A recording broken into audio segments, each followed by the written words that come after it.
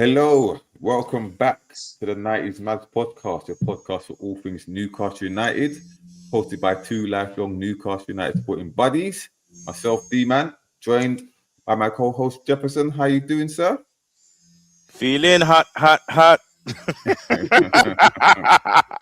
Yeah, I thought, should I get the guns out and wear a vest? But I was like, you know what?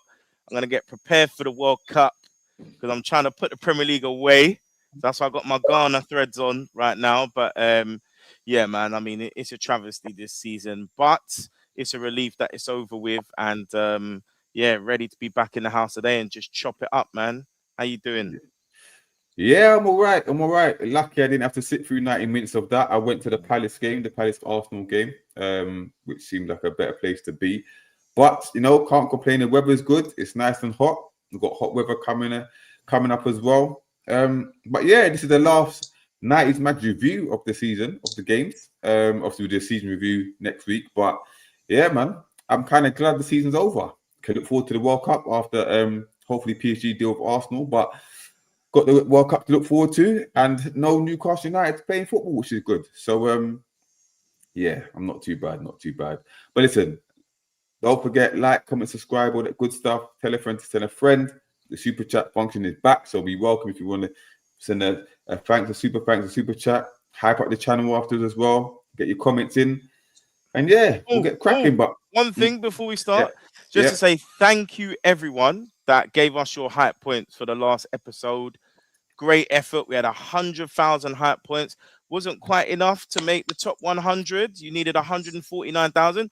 You're still welcome if you want to add, or just save it up and do it for this episode instead. Maybe save it for this episode, but just wanted to thank you all. Great effort. Thank you very much. Yeah, big up.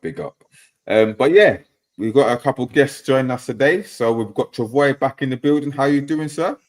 Good, sir. You okay? Yeah, not too bad. Just very angry at the moment, but this is probably the last time I can be angry until Brazil start playing, I guess. Yeah. True. And we've got our resident Fulham fan back in the building. Yeah, ready to gloat. Kante, how you doing, my friend? All good, boss. All good. Very happy with the win as well. So hope you lot are doing and taking the loss well. Well, as well as can be. We're kind of used to it now.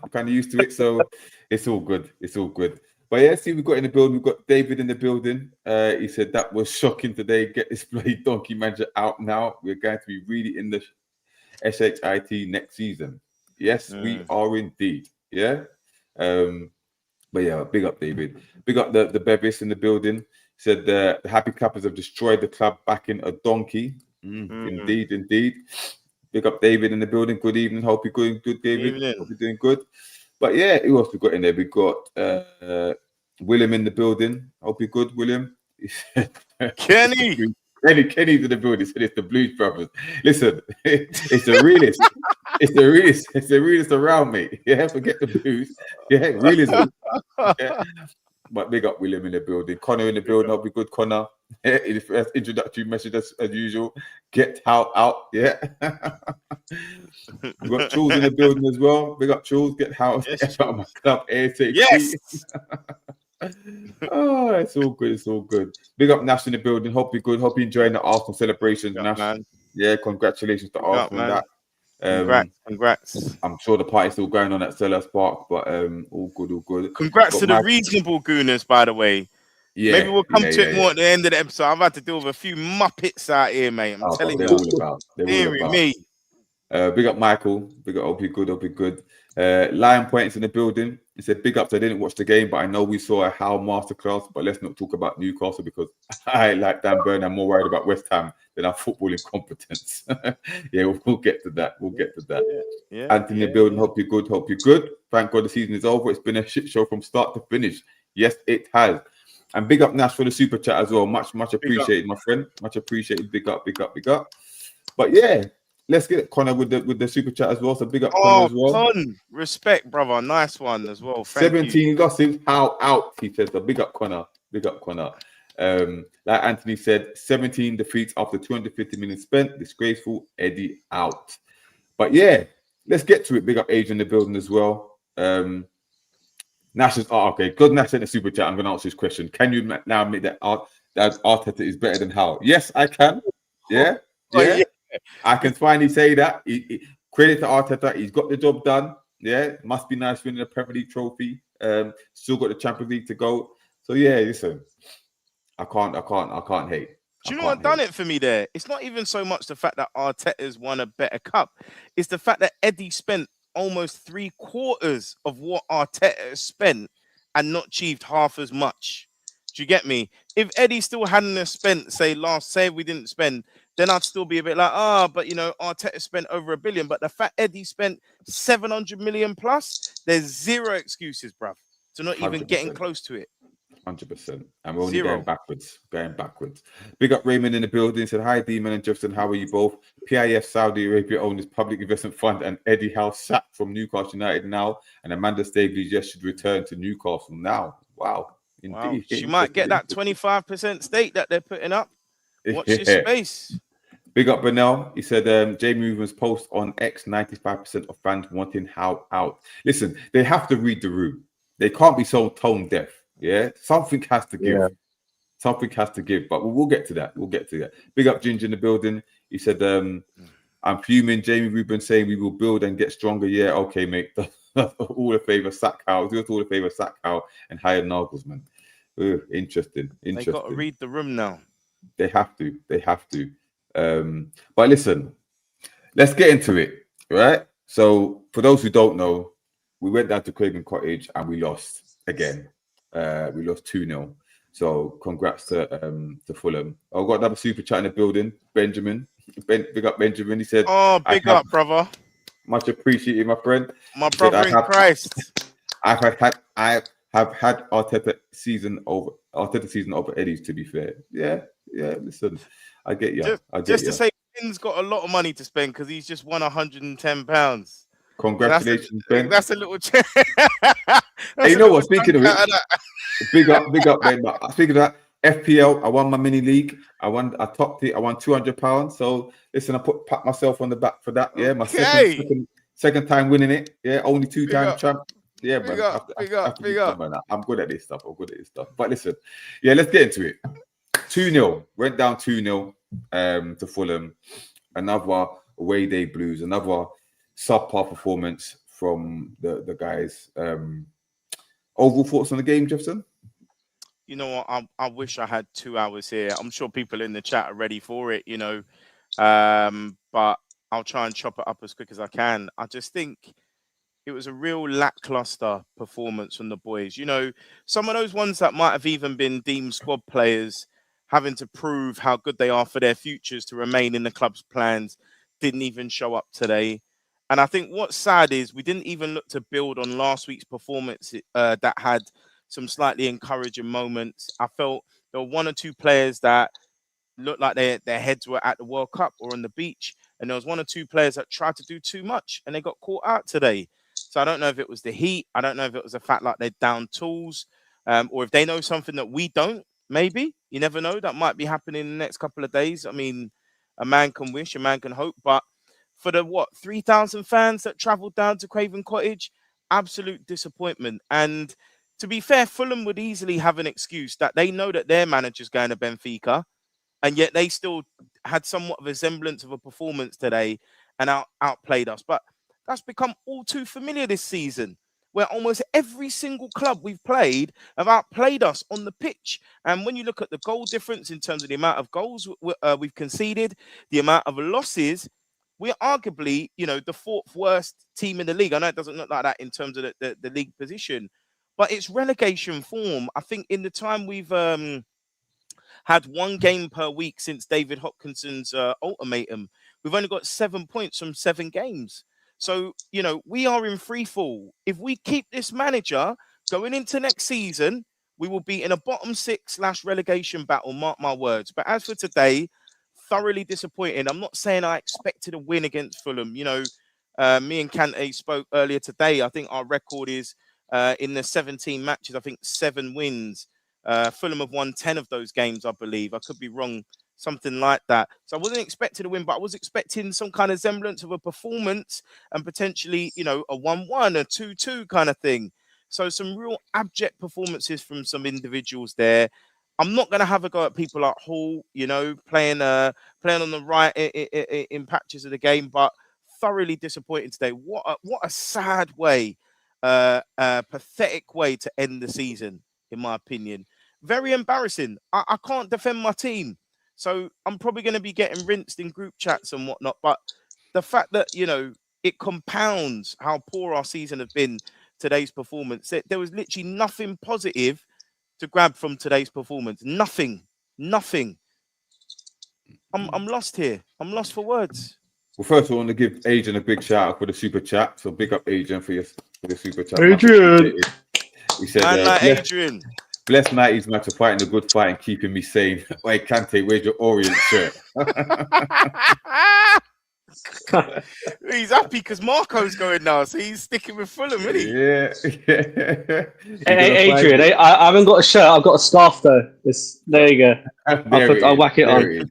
I'll whack it on. There you go. But yeah, big up Coronado in the building. Hope you're good. Big up, mate. But listen, I didn't get to see the game. I've only seen the highlights of the goals and stuff and what people have been saying. But listen, I thought that when we had we talked about the fixtures coming up, a lot of people said, you know, we'll go to Fulham and we'll get our win there. And I said, we're not beating Fulham. We're not. Fulham always give us a good game. And down at their place, our record isn't the greatest. I know we've had a couple of good wins there of late, but our record overall is not very, very good. And we struggle on smaller pitches as well, in smaller stadiums. And away from home, we know we've been subpar, underperforming away from home for the majority of the season. The result don't surprise me, but I thought at best we could get a draw, right? But then when I saw the lineup, which we'll get to, I thought, yeah, this guy don't really know what he's doing. He don't know what he's doing. But like I said, it was a bit disappointing from what I hear, and the fact that, you know, pretty much everybody underperformed. You know, he's playing people out of position again. Yes, there was the unexpected injury to Tonali in the warm-up, which might have affected things. But I read that Asula had 2 touches in 45 minutes. You know what I mean? That says it all for me. That said it all for me. Like, did we not set out to attack them? I don't know. But it's a disappointing way to end the season, you know, and maybe a couple of players had their eye on the World Cup, you know, don't want to get injured and stuff like that. Gordon didn't get a look, and then we'll speak about him again later. But it's the 17 losses, bro. How many teams have we beaten twice this season? Because I can think of Burnley. Yeah, just Burnley. I can't think of many teams we've beaten twice this season. Fulham. And that is, huh? Oh yeah, but that's Fulham to beat us twice. No, in the league. In the league, I'm talking. In the league. Oh, yeah. How many teams have we beaten twice in the league? Because I can't think of many. Yeah, maybe 3 at best, but I can't think of who they are. Right? We are bad. Yeah, we are shocking. Like Jeff said, we are sleepwalking into a relegation fight next season, because the way we're ending it. Remember, this is 1 game a week. 1 game we've had for a long time now. Yeah, and how many games have we won? And what's worse is that we played it. All right, it was a bad West Ham last week, innit? But there were signs there. There were positive signs that we could probably build on. And he just destroyed it in the space of 7 days.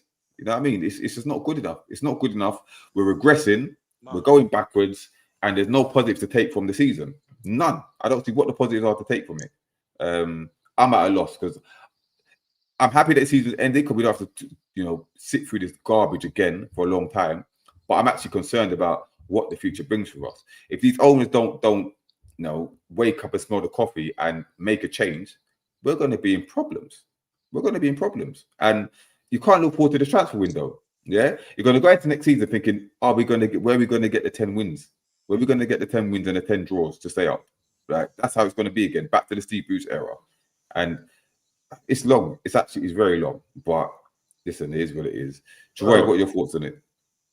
Well, I was quite embarrassed again today. Embarrassed. It was embarrassing. It was pathetic. It was no fight. The formation change was just utter garbage.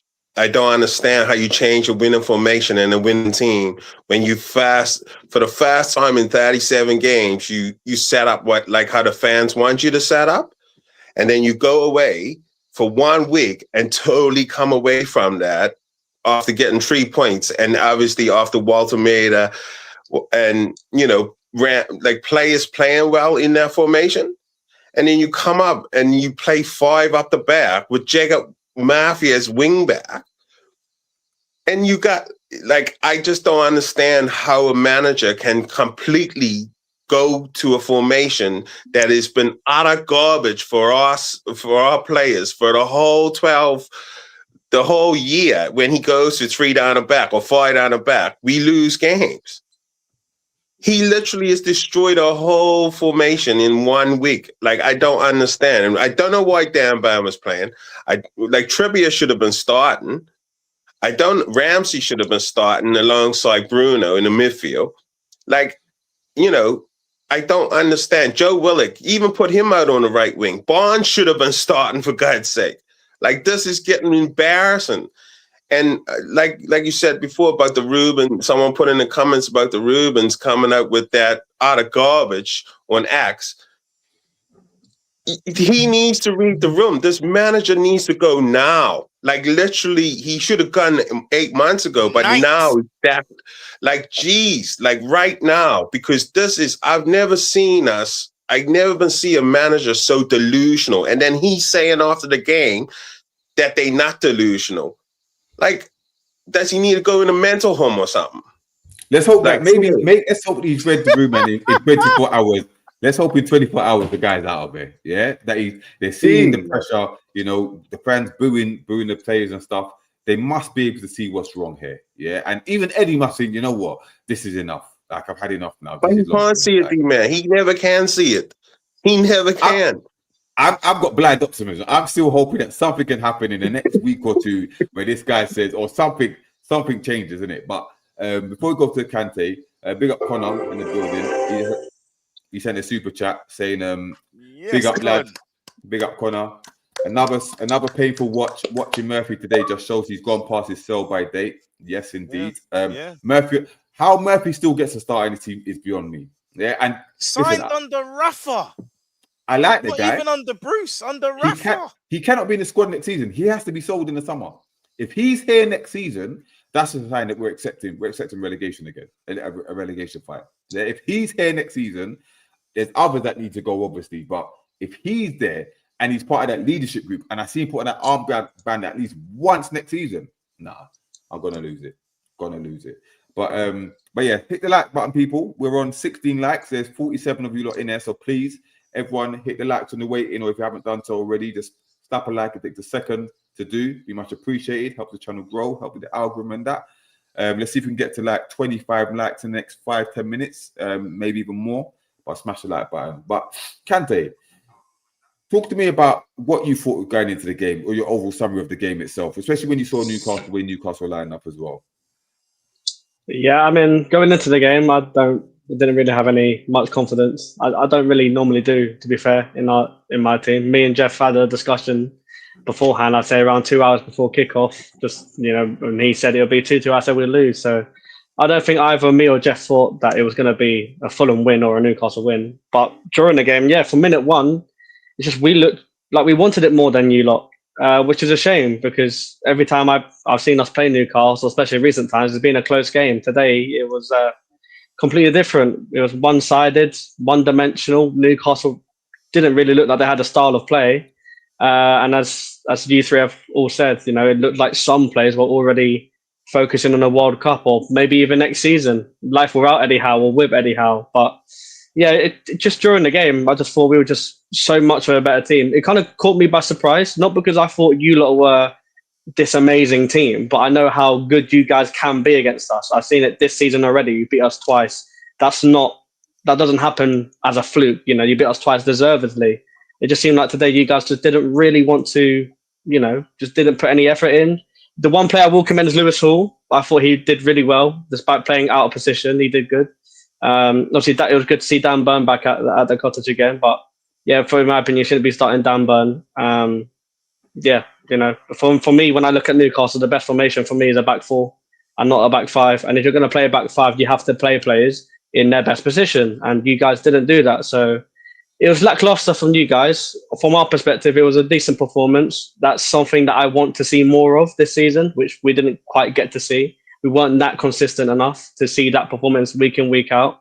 But when we play like that, you know, we are a very good team. It's just a shame that we don't do that often enough. But from a Newcastle point of view, inconsistent, exactly. But from a Newcastle point of view, if I was a Newcastle fan, I'd be disappointed.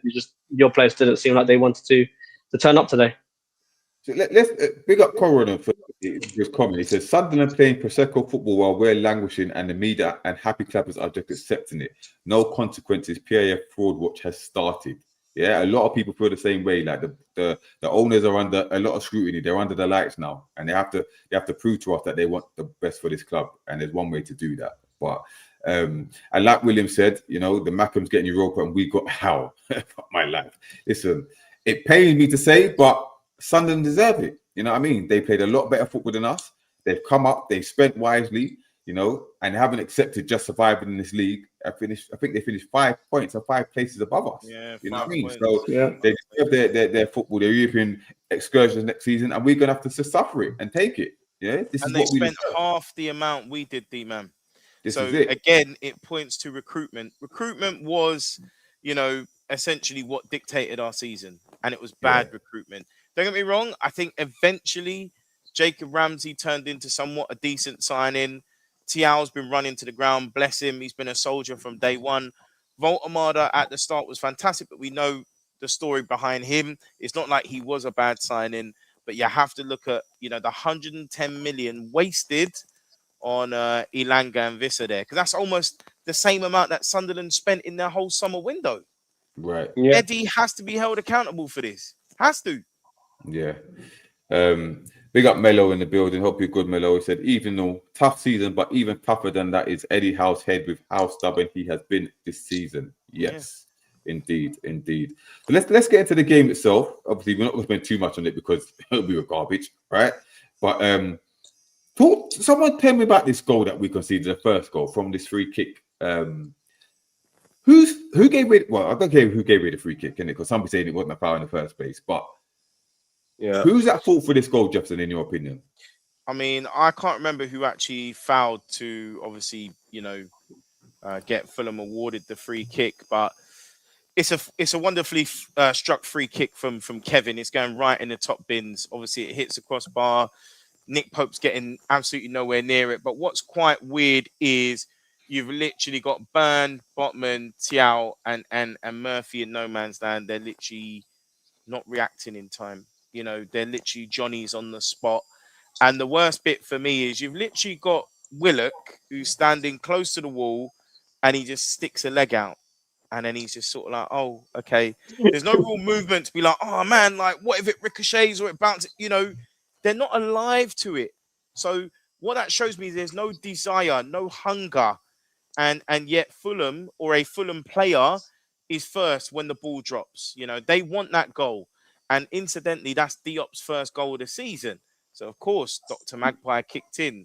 Unbelievably embarrassing. Yeah. So, it was embarrassing. I mean, everybody was just ball watching, really. Like, they couldn't believe, probably they thought, like, oh, what a great shot by Kevin. It was a good hit. I don't think it was a foul even leading up to the free kick, but, a free kick's a free kick. You still have to put it there. And, but our defending all season, not just today, has been exactly like that. Ball watching, not marking, not covering, no game awareness. No defensive awareness in our team is terrible, like absolutely terrible. So like, I don't know what the coaching doing with that, but like Jefferson say, it's no desire and there's no passion and there's no fight. And like people was saying about Bruno standing around and watching it, and he was. Bruno didn't have a good game, but at least he wasn't shying away from the game today. He was trying to get on the ball and do something. But yeah, just very, very poor ball watching. That's all it is. It's ball watching. Before we go ahead, I just want to clear something with you, Kante. Yeah, Alex and Alfie, are they your friends? Are they trolling? Okay, cool. Because I think a lot of people in the chat think that they'd be disrespectful.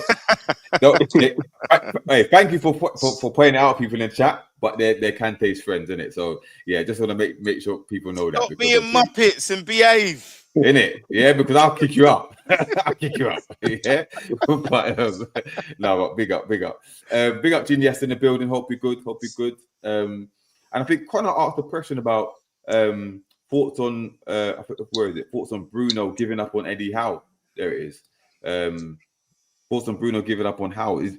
Listen, a lot of people mentioned this in the comment, but what gives you the impression that Bruno's given up on Howe? Like, someone let me know. Do any of you guys know what this is about? When I saw him say something to Howe before he came off there, it just looked like he was fed up. It was like, I just fed up with this now. Like, I can't do no more. It was just like, take me off and just let me sit down and rest myself for the next like 20 minutes or something, because it looked like the most fed up look that you would give somebody when you're tired and you're done with this whole season.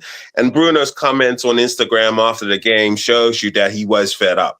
He's been absolutely fed up. Well, a lot of people saying it was his fault for the goal because it was his man that he was sleeping, lacking. So, but listen, if you're Bruno, let's be honest, like, you can't be happy with the state of affairs right about now. You've given your all for Newcastle. Yes, you've won the cup, whatever, but you know, you got players looking to jump ship. You know, we're no longer in Europe. He's what, 28? Is he 28 now? Yeah. Like, he's in the peak of his career now. He's got a decision to make. Is he going to be loyal to us? Or, you know, I couldn't begrudge him if he wants to leave, because you can't be going to another season surrounded by the likes of Dan Burn, Jacob Murphy, and Nick Pope, and think you're going to achieve anything. Yeah. He's got aspirations of playing in Europe constantly, and we can't give him that. So D-Man, to that, dude, I would say I think he will be here next year. I honestly do, because that's what I think, and I think a lot of fans think of Bruno as. He will be here. The thing after the game, when I read how I read his comments, he said he would give up all these goals and assists this year to finish higher in the Premier League. That's how much the season has had him, like. And it looked like, you know, hopefully next year us can be better. But at the same time, I think it's had him that much that, like, those last 20 minutes, like I said, he just was like, I'm done. I just need a break. He could be almost 30 by the time if we could qualify for Europe next season. Like, you know what I mean? Wasting his career. That's what I'm saying. That's what I'm saying. But it's a waste. It's an absolute waste. What I got a sense of was when he was holding on to the ball, it felt like maybe he felt it was on him to create something or do something, when actually it would have been easier to just keep laying the ball off and keeping the ball moving, but he kept holding on to it and losing the ball, expecting a foul, wasn't getting a foul. So I think you're right, Travoy. I think he was very much like, I've had enough. But I think there's something about getting more quality around him, because he looked like he was happy to pass the ball to Ramsey and Hall. I noticed that there was a few little interlinks here and there. So there's something there about getting more quality players. Maybe he really missed Tonali today. I don't know. Again, that's another one. Was Tonali even really injured? Who knows? Yeah. Big up Geordie down in the building. Big up, much appreciated. Super chat. Much appreciated. Big up, mate. He said, "How out, fellas? This disgrace can't go on." Yes, indeed. Everyone feels the same. But yeah, we're on 27 likes now, so smash the like. Please just get to 30, 35 if we can. So appreciated those who have done already, but keep them coming. I was going to ask Kante about his thoughts on the goal, but I think he's gone for a little bit.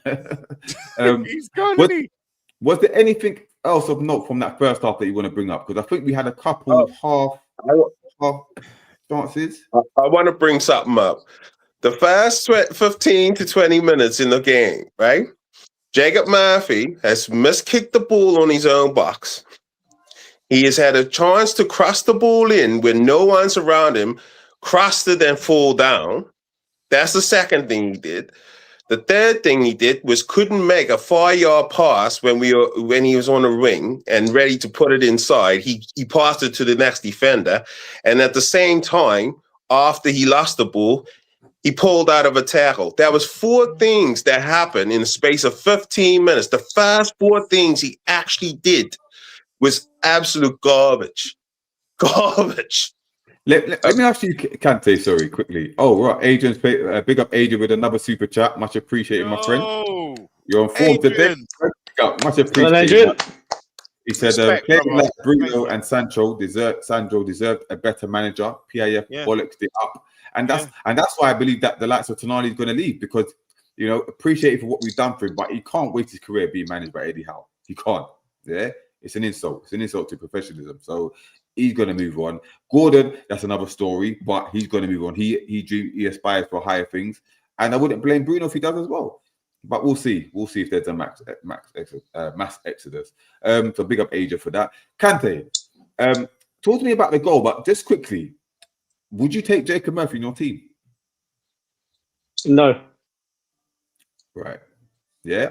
Let's be honest. I don't think many teams in this league will take him. Maybe a newly promoted team.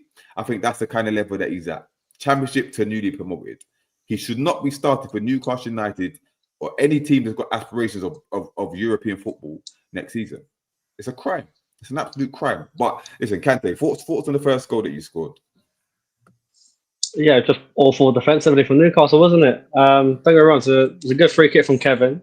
Caught everyone off guard because I think that's his first free kick he's taken all season, actually. So good strike on him. I thought it went in, hit the crossbar, and then it just kind of fell to the wrong person for Fulham and the person that Newcastle wanted to fall for. But then they left them unmarked. So I'm not sure who was at fault. From where I was sitting, I couldn't really see, but it just looked like the second the ball got hit, Newcastle fans just stood and watched the ball hit the crossbar and then kind of just let the up run. There was a talk, where I was sitting about it could be offside, but it was miles onside. He ran from ages away, so it was marking and it's poor defensively. But yeah, I'll be honest, it wasn't a free kick. I don't know who fouled who, but it definitely wasn't a free kick. But sometimes that's what you get in the Premier League, especially this season. You get lucky. So we got lucky there that you guys switched off defensively. And well, fair play to Diop. He was right man at the right time to be in the right spot at the right time. So fair play to him. Yeah. Genius just said Obertan was better than Jacob Headloss scared chicken Murphy. Jesus. That's saying something because Obertan was bad. He was bad. But bad. Can I quickly one thing quickly as well, because I think it relates to the first half, like you were saying. Benjamin made a question there. And just to answer that, I remember one particular instance where I think Murphy had time to cross the ball to Asula, who's effectively waiting in the middle of the box. And it's just not even accurate. He's hitting it into the keeper.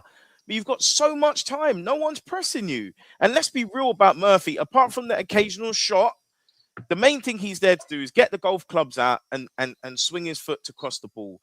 And he couldn't even get that right today. So, to be honest, in an answer to your question, Ben, yeah, it's very basics. If you're a professional footballer, it's very simple to pass the ball, cross the ball, particularly when you're not being marked. So we're not even doing the bare minimum today, to be honest with you. And that just sums up our season. Yeah, we can't get the basics right. You've got Elanga that can't beat a man. He can't even keep the ball in play. Yeah, Visser looks so unfit, can't hit a barn door. Yeah, this is dire straits. It's dire straits. But we get to half time, and correct me if I'm wrong, but there were a lot of boos apparently from the Newcastle fan base. Is that right? Yeah. There were some boos, but I don't know, Kante, because you were in the stadium obviously today.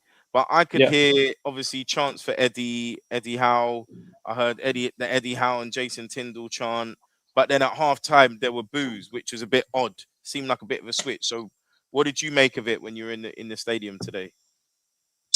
In the stadium, I didn't even hear they were singing about Eddie Howe. They were just singing about the football club. But at halftime, I can almost pretty much say I'm 99% sure every single fan in the stadium was booing Eddie Howe or the Newcastle players off at halftime. And if there were cheers or were chants about Eddie Howe being sang, it was very little because the majority were booing. Big up, because, and you know what, that's saying something because the away support they're known for being amazing. Yeah, so the fact that they're booing now, that again, the owner should read the room.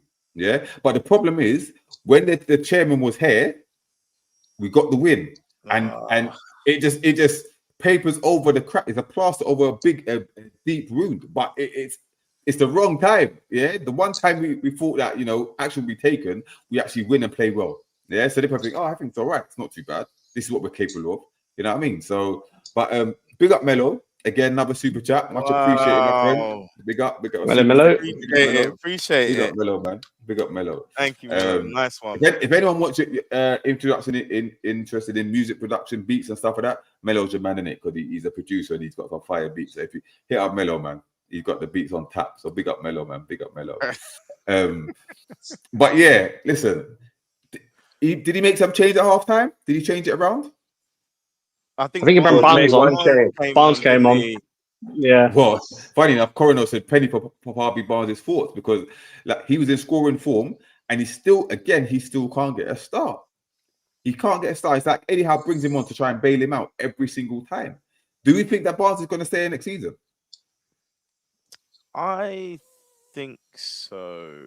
I think Barnes will stay because of his age and because, who's going to pay the money that we will want for Barnes? Because what we pay for him, 40 million or something, that's a lot of money for Harvey Barnes. So, I think he will stay. But today, I don't understand how he wasn't starting. How do you not start Harvey Barnes today when Anthony Gordon's not starting? You haven't got Joe Linton. You play at Ramsey as the 10. I don't know. I just don't know, guys, with that. And he's been scoring goals. He's been scoring and assisting. Yeah. So what does he need to do to get a start on the last game of the season? What does he have? Jefferson, he has 21 goal and assist goal contributions, or 22 goal contributions this season. Yeah. He's our highest goal contributor this season, and he can't even get a start on the last game of the season. And he's been a happy hunting ground for me. He did score. Was it last season? He scored there last season, didn't he? I know we lost 3-1, but he gives us a cutting edge, and he's been linking up well with Ramsey recently. Yeah. So, and it did feel for me, by the way, in the first half. Was it just me? It felt like there were times they were ignoring Nick Voltemade, like they weren't passing him the ball. Yeah, and then he only just got into it in the second half a little bit. So it did feel a bit disjointed, and I think it would have helped bring more balance having Harvey Barnes on that side. And it felt for me as well that he's got a bit of a checklist at the moment. I feel like he went to that Mafton Hall meeting. He was given an ultimatum that you must start playing the youth or bringing the youth through. You must start showing more tactical awareness. So incidentally, he changed to 4-2-3-1 last week, and then we had, it felt like at periods we kept changing formation because it looked like a 3-5, a 5-3-2, a 3-5-2. I thought at one point a 3-4-2-1 at one point as well. So basically, he don't know what he's doing. He doesn't know what he's doing, but I feel like he's almost saying, "Hey, look, I've taken on board your feedback. Look." And he's bringing the youth on and stuff. So he's trying to show them, look. But it's not working. Fooling nobody, bro. Kante's lights just went out. It should be Eddie Howe's lights that's gone out. Eddie's house. No. There you go. There you are. What's going on, bro? What's going on? I actually looked today some money in the meter. Put some money in the meter. I actually looked today at Fulham's wingers. Kante, you got Iwobi, right? Iwobi was the best winger out of all of our wingers today. 110%, way better than our wingers. Iwobi played. I thought he was injured. Yeah, he played. Yeah, he played. I disagree with that. I'm not gonna lie. I thought Iwobi was crap today. Was he better than our wingers? Wow, he ran through. Better than your wingers, better than your wingers, but he was dreadful. Exactly. He was dreadful. I mean, today he was better than our wingers. Today he was. One second. We got a super chat from Geordie Dan again. So big up yourself. Big up Geordie Dan, brother. Much nice appreciated, one, man. He said, "Did you see Jamie Rubin's tweet? I don't think Eddie Howe's safe." Now, this is the stuff I want to hear. Yeah, this is what I want to hear. What is it that he said that makes you think that he's not safe? Yeah, please tell me. Because someone mentioned the word that he said about, what did you say? I think Jeff said you said about his tweet, a word that he used. And when I heard that, I thought, oh, maybe. I think it was around like assessing and then making sure they all pull together, like ambitious or something like that, or their something ambitions and stuff. I think the key one is about Hopkinson. Hopkinson is said, look, 7. He gave him 7 games, and then he'd assess it at the end of the season. Yeah, I don't think he rated Eddie. He's not met the standard. He was given 7 games. Eddie kept saying in his press conferences, "We need wins. We need wins. We need wins." But you only got 2 wins out of 7, and we only got 7 points out of a possible 21. Yeah. That comment, his comment after the game on X, though, about next season and ambitious and stuff like that. I tried to read most every comment when I went down, and there was a comment in very early in the show, and honestly, he is right. Probably like 95 to 98% of those comments was absolutely people, and it was over 1,000 comments. I'm telling you, something's gonna happen. It was really bad. It has to happen. It has to happen. Yeah. But let's finish the game itself, innit? Because there was a second goal. Yeah, there was a second goal, which was a bit of a screamer, to be fair. So I'm gonna let Kante take this one because it's your guy that scored the goal. Thoughts on the goal itself? No, it's just classic Tom Kearney, to be honest. If you just look at his resume, all he scores is bangers. So yeah, me and Jeff have had a lot of conversations about Tom Kearney this season. Funnily enough, was not expecting him to score. I actually missed a goal. I bought my Smith Rowe teddy bear to the Fulham game today. They were like, just bring whatever you can to the stadium, like beach balls. Say it again. What you bought? What? My Smith Rowe teddy bear. This guy, him. A teddy bear. I bought him to the game. Yeah, this guy. I bought him to the game, and yeah, so he enjoyed. But I was sitting down. It was baking hot, and they were like, "Stand up if you love Fulham." I was like, "I can't be shit. I genuinely can't be fucked." So I just sat down, I was on my phone, just chilling. And then I hear everyone like start roaring. I'm like, "Oh, sick!" And I turned to my left, and people celebrating. Turned to my right, and then they announced that Tom Kearney scored. So when I saw the highlight and I saw it fly into the top corner. Hold on. I expected. Wait a minute. I just came to you to describe the goal. You're telling me you didn't even see it. No, I did. I saw the replay, so I'm about to describe it. So did I, bro. So did I. But as I said, yeah, as I was saying before, I was interrupted. It's just what Tom Kearney does. He gets the ball on his left foot, he cuts inside, and it's a good finish from him. To be fair, so it was a bad free kick, to be fair. It was. He does that. He's been doing that for 10 years, man. He's been doing that for 10 years. He's right-footed, isn't he? No, he's left-footed, mate. No, he's left-footed. Okay. I'm gonna say there's no way a right foot can hit it like that. Yeah. No. In my opinion, he might be the best left-footed player in the Premier League. In my opinion. Sorry? Kante, stop it. Tom Kearney. After today, come on. That goal. He scored against Newcastle, bro. Everyone's been scoring against Newcastle, bro. Like they're best left foot in the league. Valid. Yeah, who's better than him?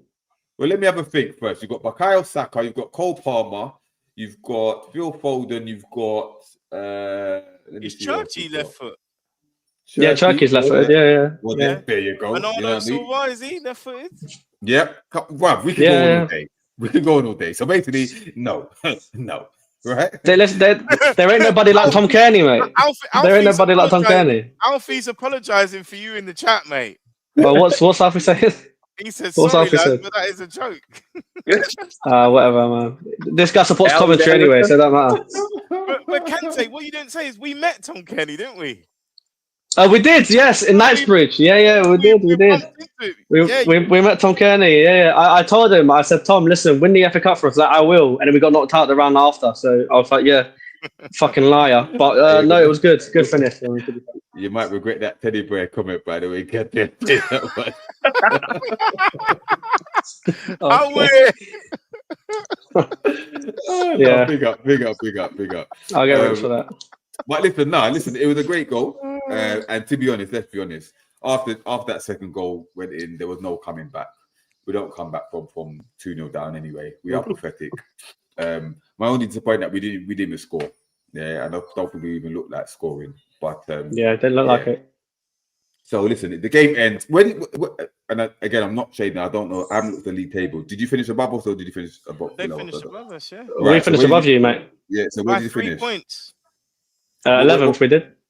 So you're 11th, we're 12th. Okay, cool. So we finished 12th, which is an embarrassment in itself. No European football, that was over from a long time ago. 17 losses. I didn't want to look how many goals we conceded. Yeah, and we didn't score many as well. So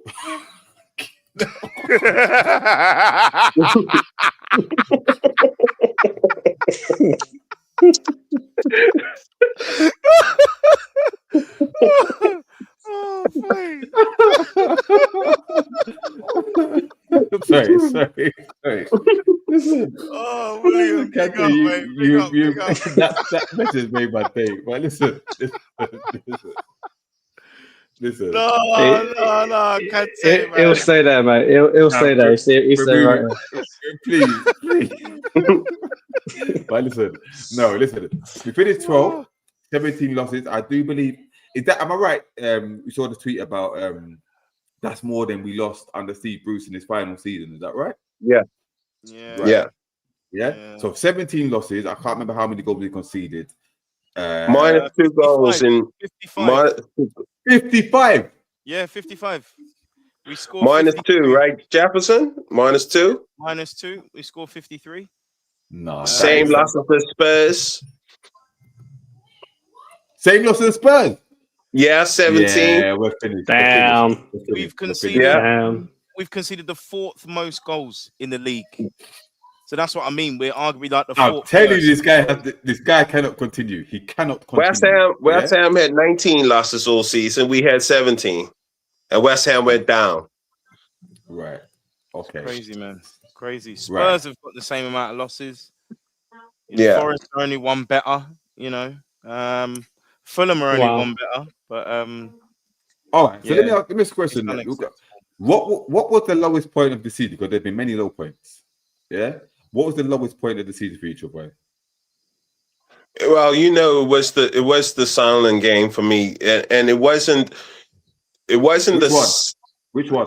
Well, the first one was really hard for me. I was done from then, right? Like I literally was fuming. I was want to smash everything up around me that game.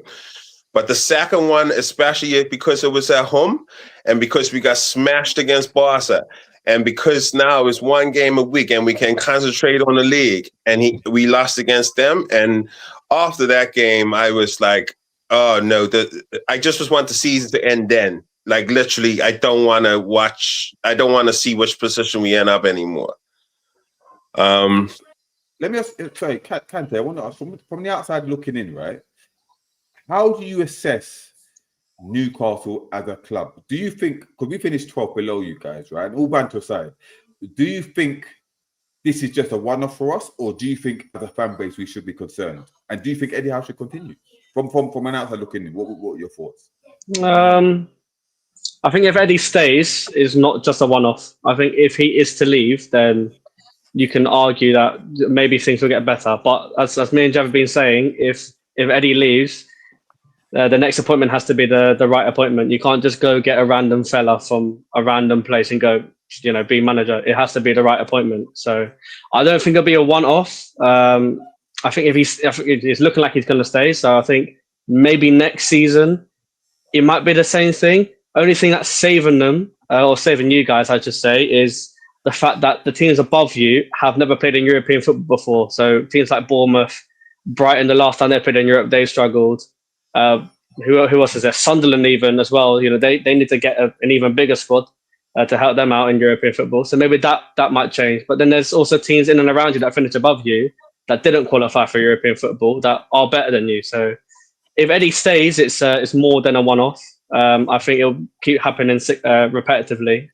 And no, I don't think he should stay in the job. I think me and Jefferson have gone through this for 3 years now. Jefferson has enough. You've had enough. Every Newcastle fan, it seems like, has had enough of this guy. And quite frankly, if I wouldn't even take him at Fulham, then I think it's pretty bang average from him. So yeah, he shouldn't continue, in my opinion. That says it all. Like Connor said, we've got 62 watching, 35 likes. Get the like. Let's get to 50 likes before the end of the show. We much appreciate it. So slap the like button if you haven't already. There's 68 of you now in, so there's no excuse now. Hit the like button. If you haven't subscribed already, hit the follow button. That'd be much appreciated. And we've got Kendall in the building. How are you doing, Kendall? Good to see you again. Well, I'm going to sound good, thank you. It's nice to be here, obviously. I did say to JK, I was like, I'll be on. I'll try as much as I can to be on. So I am here, but yeah, I don't know what you've discussed already, but today wasn't great. It wasn't great, yeah. To say the very, very least, this season hasn't been great, to say the very least. Don't want to be ungrateful about Champions League and whatnot, but yeah, it's been a bad second half of the season, 100%. Just say it like it is, Kendall. It's been shambolic, man. It's been terrible. It has. And what's your thoughts on the fact that we've the fact that we've not only finished 12th, but with 17 losses, and Sunderland are playing in Europe next season? I mean, could anything have gone any worse today? Truly, like, could any single result have gotten any worse for us today? Like, we lost. Obviously, Sunderland won, got Europa League in their promotion season, which is, had it not been Sunderland, I would have said, yeah, great achievement. Obviously, I'm just like, oh, great. That's really not what you want, especially when we've had a season that we've had. Did we finish 13th in the end or 12th? 12. 12.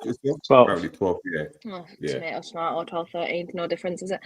I mean, it's just, I just think it's very frustrating because the fan base has been so divided for so long now. Like, there's the Eddie Howe out and the Eddie Howe in.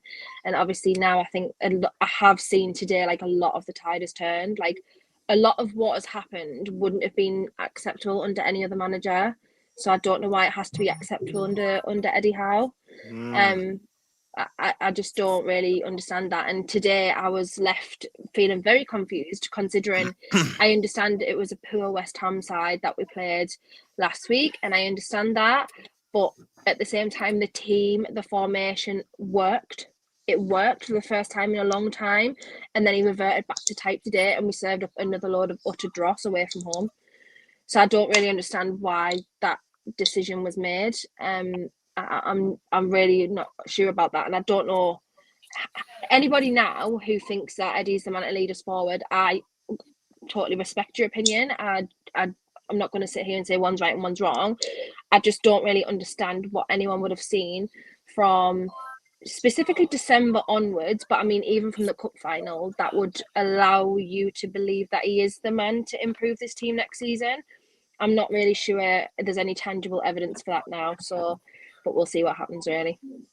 Well, this is it. If there's anyone in the chat that is still Eddie in, I'd love to hear your thoughts as to why he deserves to stay in his job. But does anyone else have the inkling that I have that he may actually walk? He may walk by the end of the season, or be given his walking papers. Like, does anyone think that?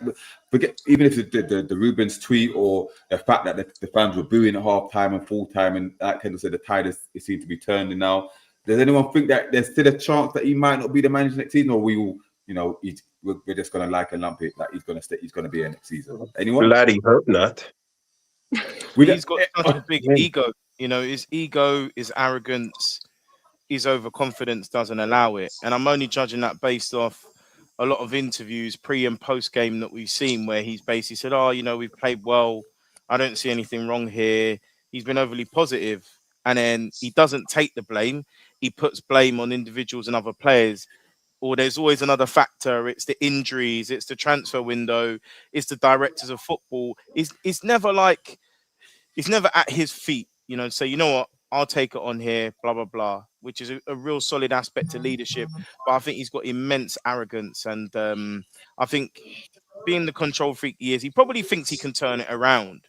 We've been here before, 23, 24, didn't quite go so well. And then we came back. So he's probably got that false sense of security as well that he can turn it around. But I don't think he's walking. But I also think PIF don't want to pay the full compo. So I don't know how they'd reach a middle ground there. I don't know. That comment by Raymond that time was really good. This is the chance now. He's just put in there to sack Eddie Howe and get Antonio Conte, because this is what the season has done now. We need a type of manager like that to come in and sort this crap out. It's like serious. That's what this needs now. Conte is he won't be able to spend the way. This is what I'm saying. No. But you need someone that ruthless to come in. That is what I'm saying. A ruthless guy to come in and shake this up. Well, we got a few comments. Everyone who says Eddie won't walk, that's it. No, he won't walk. Yeah, he's not walking. I'm not walking away for $6 million either. He's not going to get. I'm not saying our club's like the biggest club ever or whatever. I'm not saying that it's not, but he's never going to get a bigger job than this in terms of he's never going to be allowed the freedom of control that he's currently got now. He is not going to be allowed the say on transfers that he's got now. He is not going to have that control over every aspect of the club at the moment. that he has in this current role, because he was truly believed in and he has given us in the past tangible evidence to keep on believing in him. Now he doesn't. He's not going to go and get a big six job. He's just not. Man United weren't cutting for him. Chelsea weren't cutting for him. Both have employed new managers. Arsenal are going to keep on with Arteta for now, because obviously he's just won in the Premier League. Maybe the Champions League as we go on. He's not going to go to Tottenham because they've just hired De Zerbi. And even if Arne Slot left, I can't imagine that anybody from Liverpool would be going after Eddie Howe. Even, I think, is someone at Liverpool like quite close to Eddie Howe? So like one of the sporting directors, I think, knows Eddie Howe quite well. Huge, right? Yeah. Yeah. So and even when Arne Slot's been under pressure, Eddie Howe's not being linked with that job. So, and then the biggest job for him, probably post Newcastle, will be the England job. I can't imagine him going to, the likes of a European club in terms of like a consistent European club. Obviously, I know people say Bournemouth's European club. I know they are this season, but I mean in general, like consistently season after season. So he's not going to walk away from that. He's not going to walk away from the job he's got, because he's got a cushy. He's got an absolute cushy life at Newcastle at the moment. And this is the first time he's been under pressure. I can't see him walking away. I just really did think that our owners would be a little bit more ruthless. And you're right. And I haven't seen any evidence of that at the moment.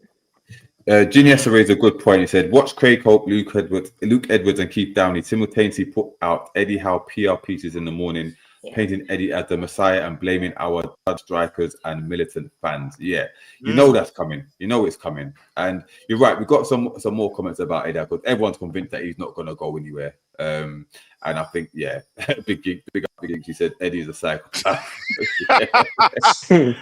Oh, that sounds like Yinks. Geordie Dan said, D-Man, did you see Eddie's quote? My commitments never wavered from day one until today. Yeah, fair enough. Big up Terry says, he said Eddie is deluded. And Carnell said, not a chance that he walks. He will never get a better job than this one. Agreeing with you, Kendall. So, Kante, I want to ask you though, with all this being said now, do you think that, how do I put this? Do you think that us Newcastle fans think that Newcastle are bigger than they actually are? Because, we're not exactly part of this big six. We're not a heavily successful club in the modern era. We don't consistently finish in the top six. Yeah.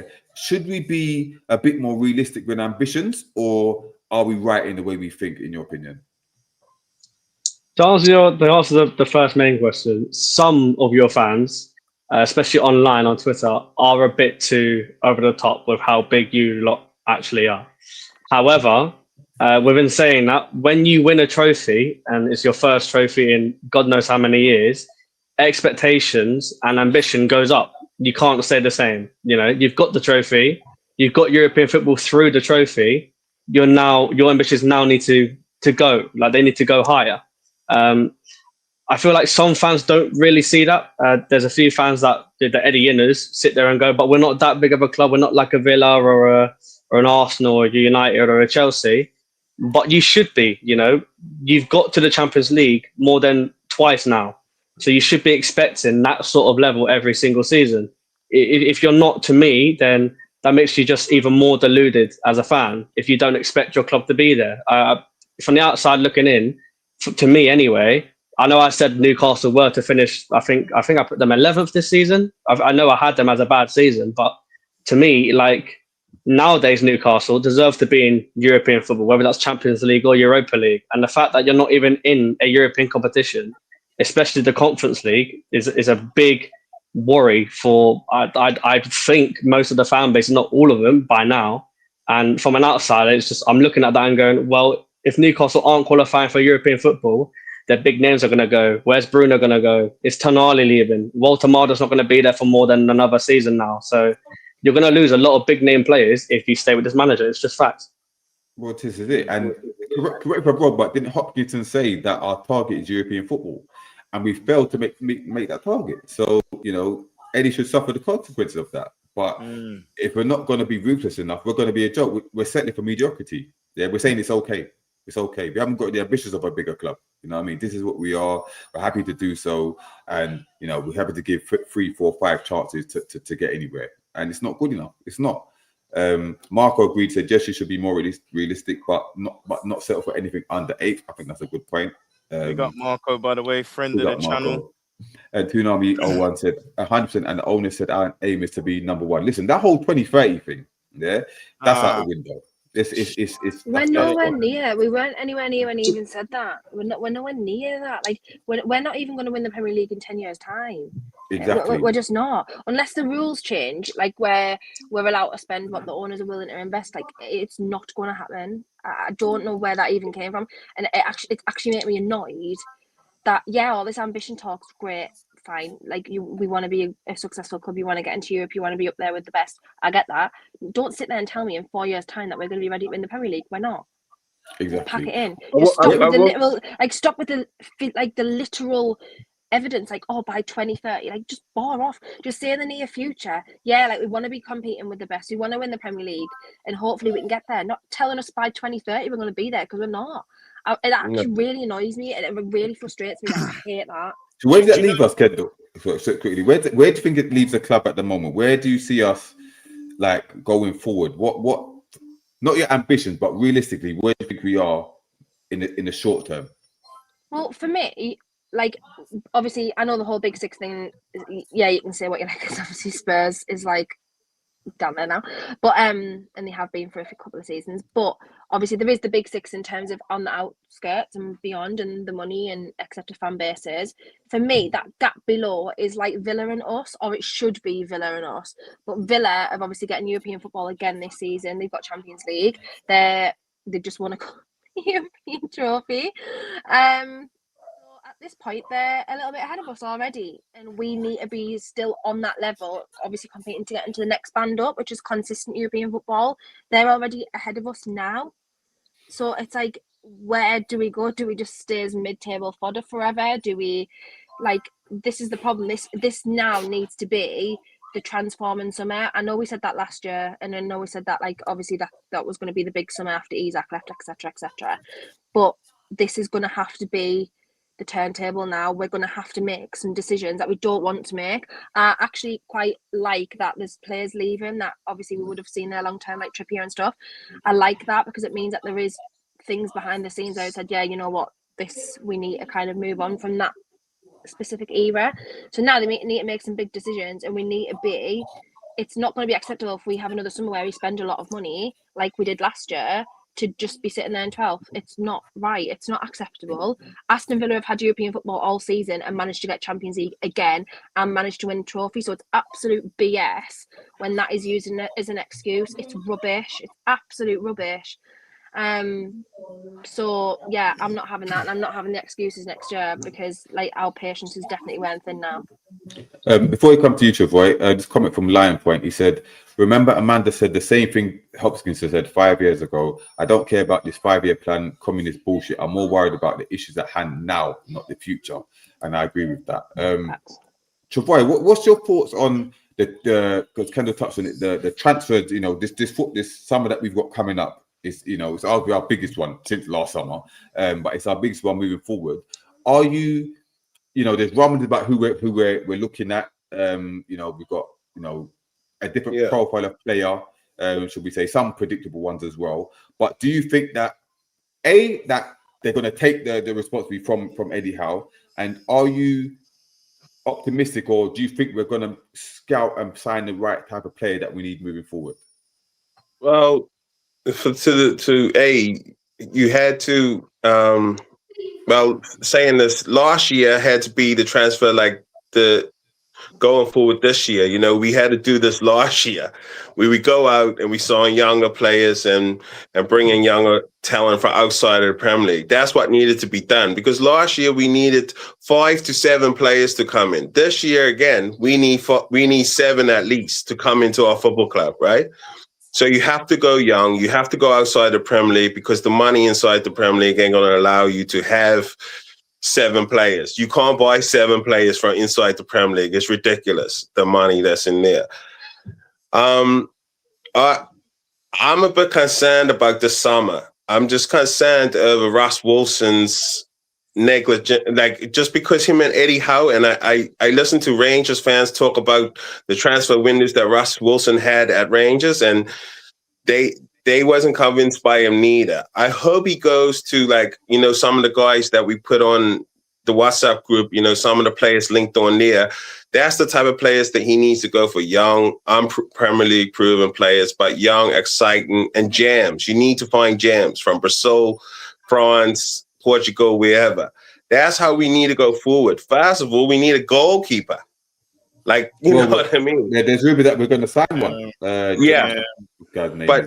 you see how big of a rebuild this is, and if you give Eddie Howe he said it, it was 1 or 2 weeks ago, he doesn't like adding a whole number of players, 6 to 7 players. So how are we going to go forward with him if he doesn't like to add those numbers? That is scary. So, one game a week. So that is the scary thing about him having. Hey? He said he likes a small squad, doesn't he? Yeah, but small squad doesn't work. Players or something. Sorry, I just have to read out this comment because this made me laugh. He said, Felicia said, we need a right winger. Murphy's a donkey. And Elanga couldn't pass the clap. Never mind the ball. Oh. but like, you got, like even to Elanga now, we can't sell Elanga, so Murphy have to go. Like, Murphy should have gone probably last year when he had his best spell. You know what I mean? But it's just going to be really scary this summer, I think, unless they go out get exciting young deals that we don't know about at an alley and put the fans to ease. At ease, really early in the transfer window before the World Cup start. That's what I mean. Well, they need to go out and get a few deals done. It's going to be a sticker as well because of the World Cup. It is going to be harder to do deals. 19 so they days. Really need to get that in earlier because say if we're after a player, pre-June, and then this player then goes and has an unbelievable tournament, the price is just going to go. Yeah. So they really need to sort. That's going to be another sticking point. And I swear to God, if we get to August, right, and we've signed one player, and Eddie Howe uses the excuse of the World Cup, I'm just going to punch him in the face. Like, actually, like, I physically can't, because I just know that's coming. Like, if they say, the World Cup's been making it really difficult for us to sign players. Yeah. You know what's going to happen? We're going to sign one player really early. We're going to sign a player really early, and it's going to get the fans' hopes up. And then it's just going to be a desert. It's going to be dry. That's the goalkeeper, because is it Ewan Jowen? Yeah. Although, by the way, he's played in Ligue 1, not even Ligue 1. So that's worrying in itself. Like, he's clearly a prospect for the future. And I think they talked about him competing for a place. So that's to me, like, he's going to be a number 2. So does that mean Pope staying? Does that mean Ramsdale's going to be made permanent? Or are we still going to go in for Robin Risser? Now, is there any point in us going for him? Because he ain't going to want to come to us with no Europe. So the Trafford situation, in my opinion, I don't think he's good enough, let alone good enough to be a number 1.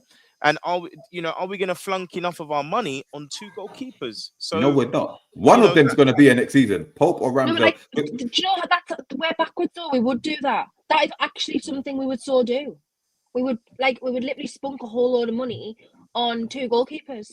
Genuinely, that is something so Newcastle United. I can see that happening. Yeah, Newcastle United. That is like it was something ridiculous that we would do. And honestly, I just can't even. Did you see today that Diego Costa was linked with us as well today? Yeah, we're still. We sent scouts again, it's another one though. Why would he want to come? Why? Yeah, I understand that, Jefferson, but I think they got to make the fans happy really quickly. Wait, let's be honest. We've got no European football. No, we're managed by Eddie Howe. Yeah. What is it? What you tell me? What's the appeal from these players? It would just be wages, buds. It would just be wages, because in Portugal, Diego Costa is not on huge wages. You know what I mean? That's what it would have to come down to. Like me, the fast person I want to see come through the door, fast week of the window or before the window, and D-Man, you told me if Liverpool's involved and stuff, and I understand. But Lamine Kamara is out there for £43 million. Go and just smash everything on him and get the fan base on your side. Why would he want to? I understand, though. I understand what you're saying, but why we wouldn't come? Probably end up getting Hayden Hackney. Yeah, Yeah, probably. Yeah. Yeah, He's a good player, though. He's a good player. he's a good player. Yeah.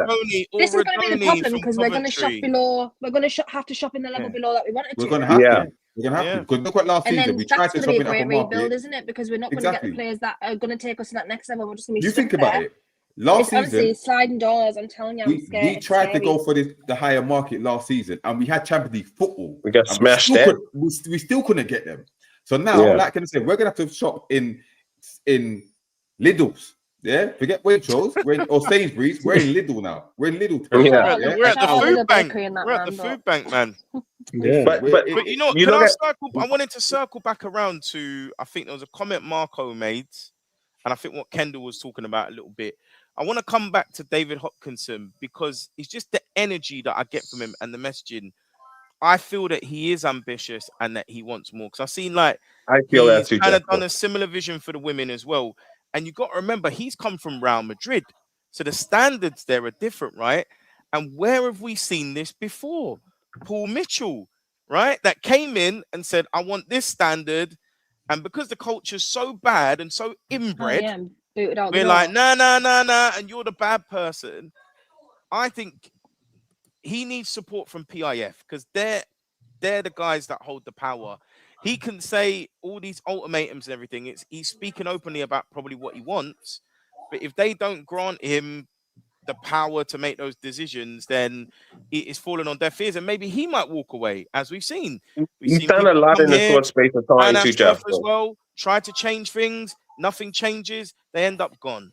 And But he the did- one common denominator is always Eddie Howe. He's the one that's still here. But he has done a lot since coming in, Jefferson. He's done more than Yeah. a lot of, he's done a lot. He's No, literally like yeah, he's done a lot. But Yeah. I'm saying he's That's what I'm saying. I going to be think I'm frustrated. saying he's Like, good. off the- I just think he's not got the power. off the field, I feel we're moving in a positive way. I really do.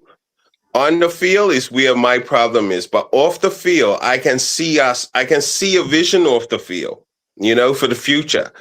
But on the field right now, I don't think it can keep up to the vision. So that is where No, it's but at, right? That's it. You're That's going the in two worry, different though. directions. Standard. Yeah. What is the That's the worry standard because now? commercially, he has done so good. Yeah. He's never ever been in charge of physically being in charge of sacking a manager or sacking any football personnel. So commercially, yeah, very good. I rate what he's doing so far. I think he's made a lot of improvements where we need to have improvements. But the issue is he going to be ruthless enough in terms of getting rid of personnel? Because I don't know if he's 100% in charge of that, but I think he will obviously be the catalyst. Yeah. So that is a massive concern that he may not be. Obviously, I feel like if you've been in the Real Madrid environment for a decade, I feel like, yeah, you're obviously going to have that competitive nature and you're going to have that sort of ruthlessness behind you, but it's whether or not he's allowed to use that nature to do that. I don't know. So that's going to be obviously I feel like he can get more out of PRF than what Darren Eagles got out of PRF in terms of money, though, because things are just happening now. Like constantly, there's something happening behind the scenes. But for the past 4 years, it's like Darren was frightened to ask for those things. You know what I mean? So I can see good things happening off the field. And Travoy, another thing, just to add to your point, I think Villa's success has allowed them to get a massive shirt sponsor, Audi. Yeah. That's a big sponsor, So our next front shirt sponsor is going to tell us a lot about the direction. Yeah, exactly. So let me ask you a question then. I'll start with you, Jefferson. We talked about players, having to act fast in the transfer market, players that we need to sign, right? Do you think that the likes of Anthony Gordon will go before the World Cup, or do you think he'll go after the World Cup? Apparently, they're saying that the club are actually trying to accelerate this and push it to take place before.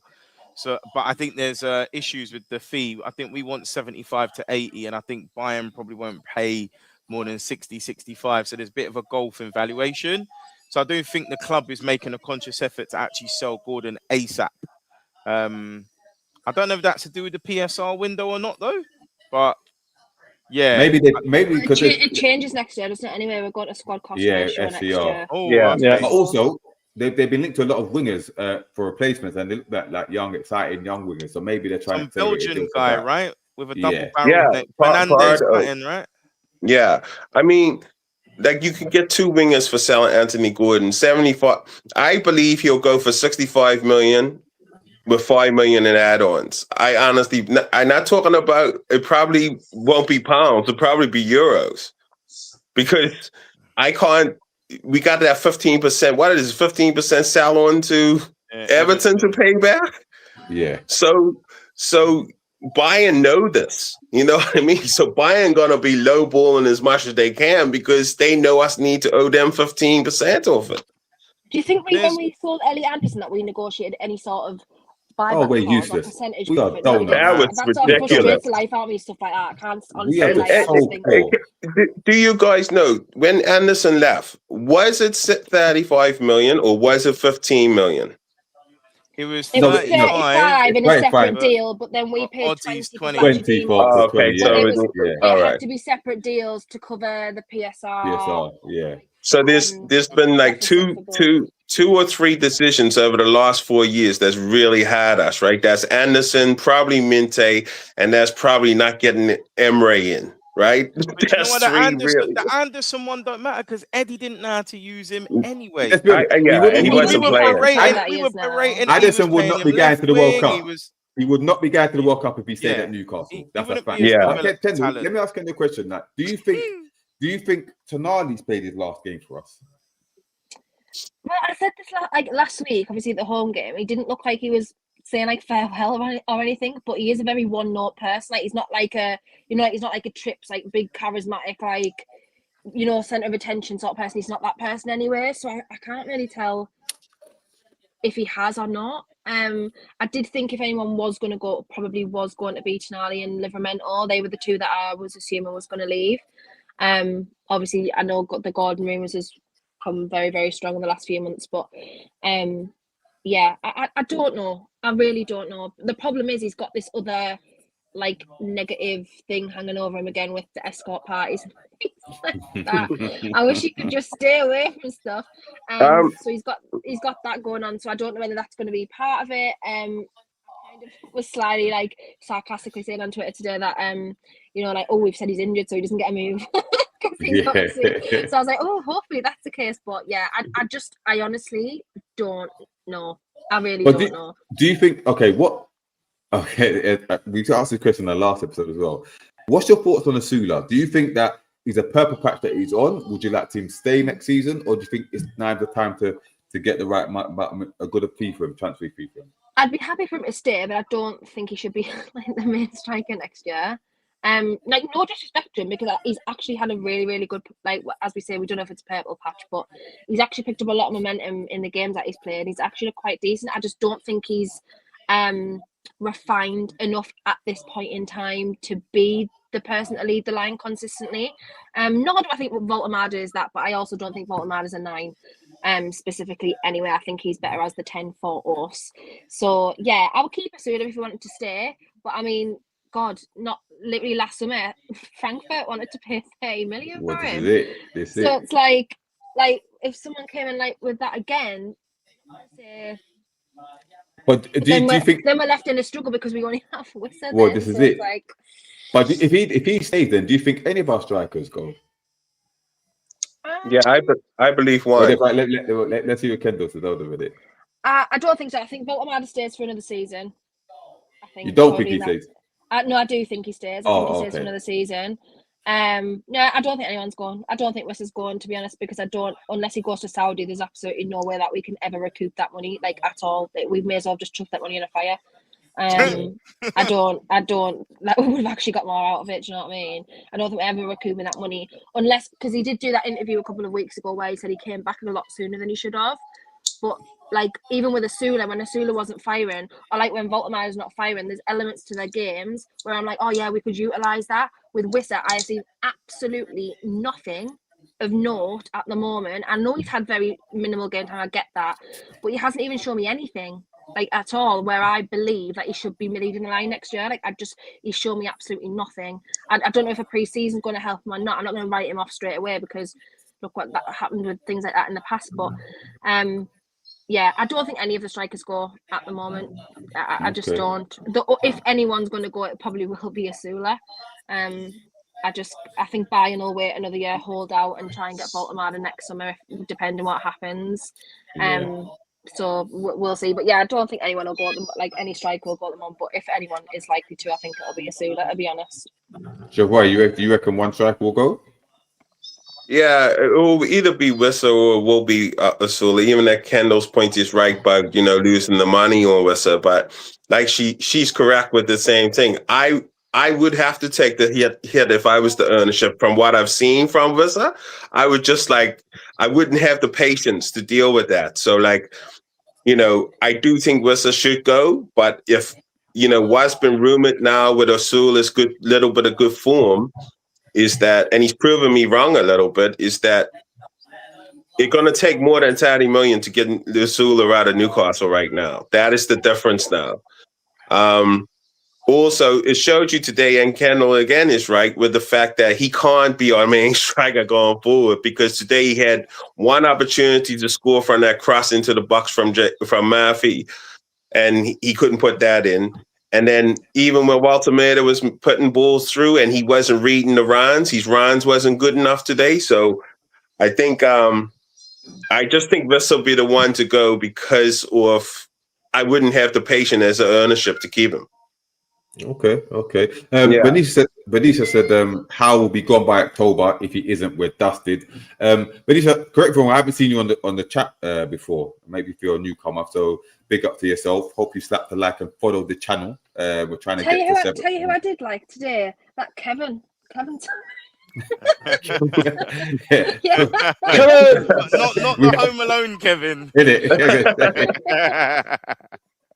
But yeah, listen, before we're on 47 likes, let's get to 55 likes before we go. We're only going to have another 10 minutes or so. I want to talk about the World Cup squad that Thomas Tuchel announced, right? Because there's been a lot of debate about this one. But Kante, first of all, how many players have you got going to the World Cup? Have you got quite a few or any? Oh, good question, mate. I think we've got 3. I think it's Oscar Bob, Sant Sonderberger, and Timothy Castagne. Although Josh King technically got called up, but he's on the whatever you call it, the warm up squad. So technically 4. But called up for the USA. They haven't announced the squad yet, I don't think. Okay. I don't know. Okay. Jedi Robinson, but he probably him as well. Robinson, yeah. So probably him. Yeah. Well, so 4. Let's talk about the Newcastle United call-ups, shall we? Yeah. So let's talk about who didn't get called up first and foremost, right? So Lewis Hall, that's the big one. Lewis Hall didn't get called up. Now, I think we can all agree. I think that was a mistake by Thomas Tuchel. Yeah. I think obviously he'll be devastated. They like robbery. Yeah, and listen, he was one of the best performing left back, if not the best performing left back in the league this season. So to not get a cap, not be selected for the World Cup is a bit surprising. Now, I'll start with you, Jefferson. Can you understand why he's not going? Which player? Lewis Hall. Lewis Hall. I can't understand it because technically we know he's arguably probably the best left back in the country, in my opinion, whether it's for England or anywhere else. That's not coming from a place of bias, but I think what Tuchel's tried to do is be quite clever by picking a lot of utility players that can play in multiple positions. Because obviously, the likes of Tino can switch over, Dan Burn can play there. Obviously, he'll probably start Nico O'Reilly there. And obviously, Jed Spence can play both sides as well. But it feels like they're a very functional and athletic team. Very quite similar to Eddie Howe, actually. There's no real football going on there, in my opinion. And even before the squad was picked, I'd always said, say Nico O'Reilly is not a left back.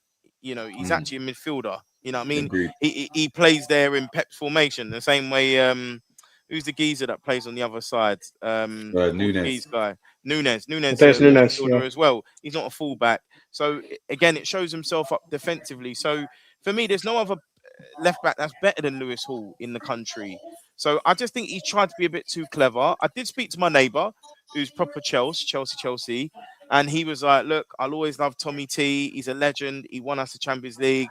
Trust in him. He knows what he's doing. And he said, if you look at that team that won the Champions League, it's similar. They weren't the best team at all, but he found a way to get them all working and they were able to beat. So Pep messed it up. Pep messed that up. That's what he did. Play no striker. But they were able to pick up other results, though, weren't they? Against true.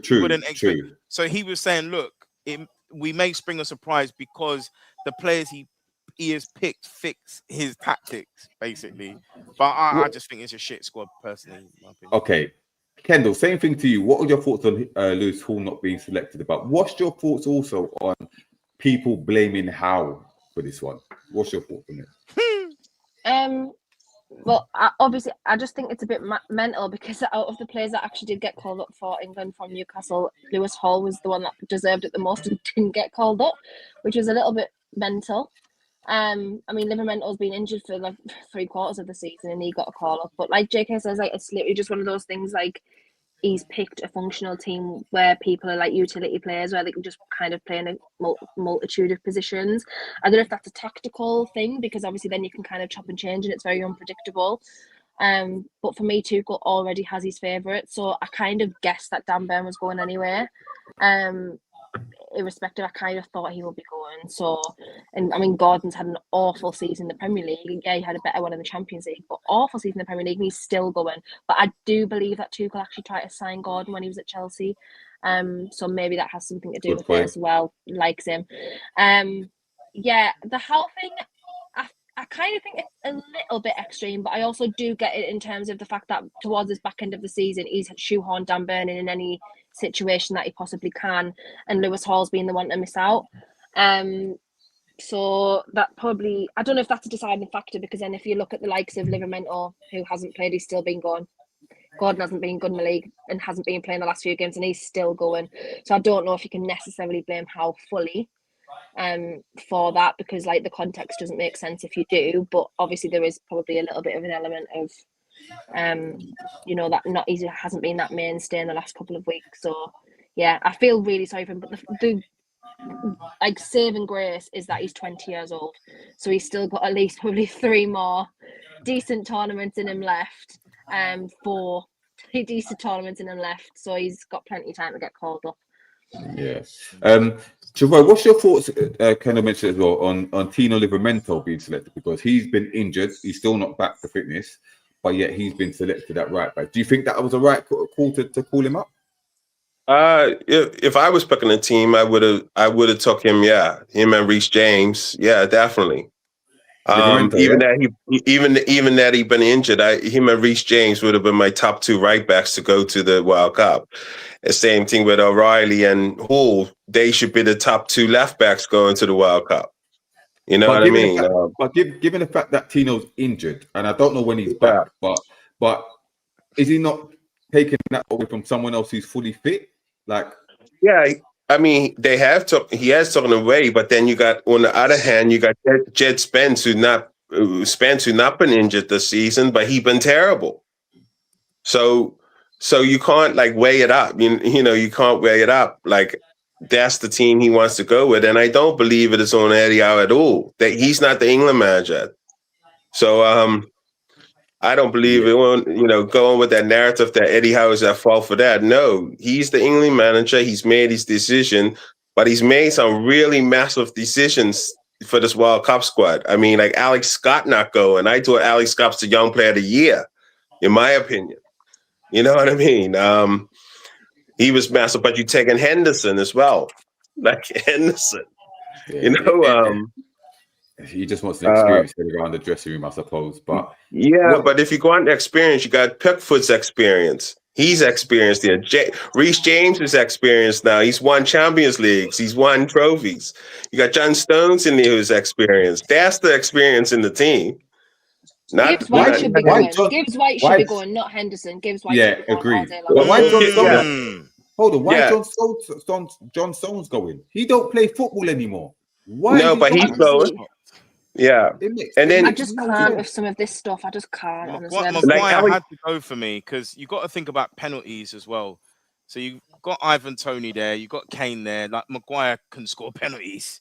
On Maguire, no, Maguire's time with England's done now, Jefferson. No. Do you know why I disagree? Because him and Luke Shaw, believe it or not, have come back and proved their fitness. And Maguire did well against Uruguay. He scored a goal in the friendlies. Yeah, I understand what you mean. He's been in good form. I mean, if John Stones gets in, surely Maguire gets in for his experience. I understand Henderson's there. Yeah, I understand what you mean, but at the same time, you can't keep on going back to the same old England players who didn't do it in the past.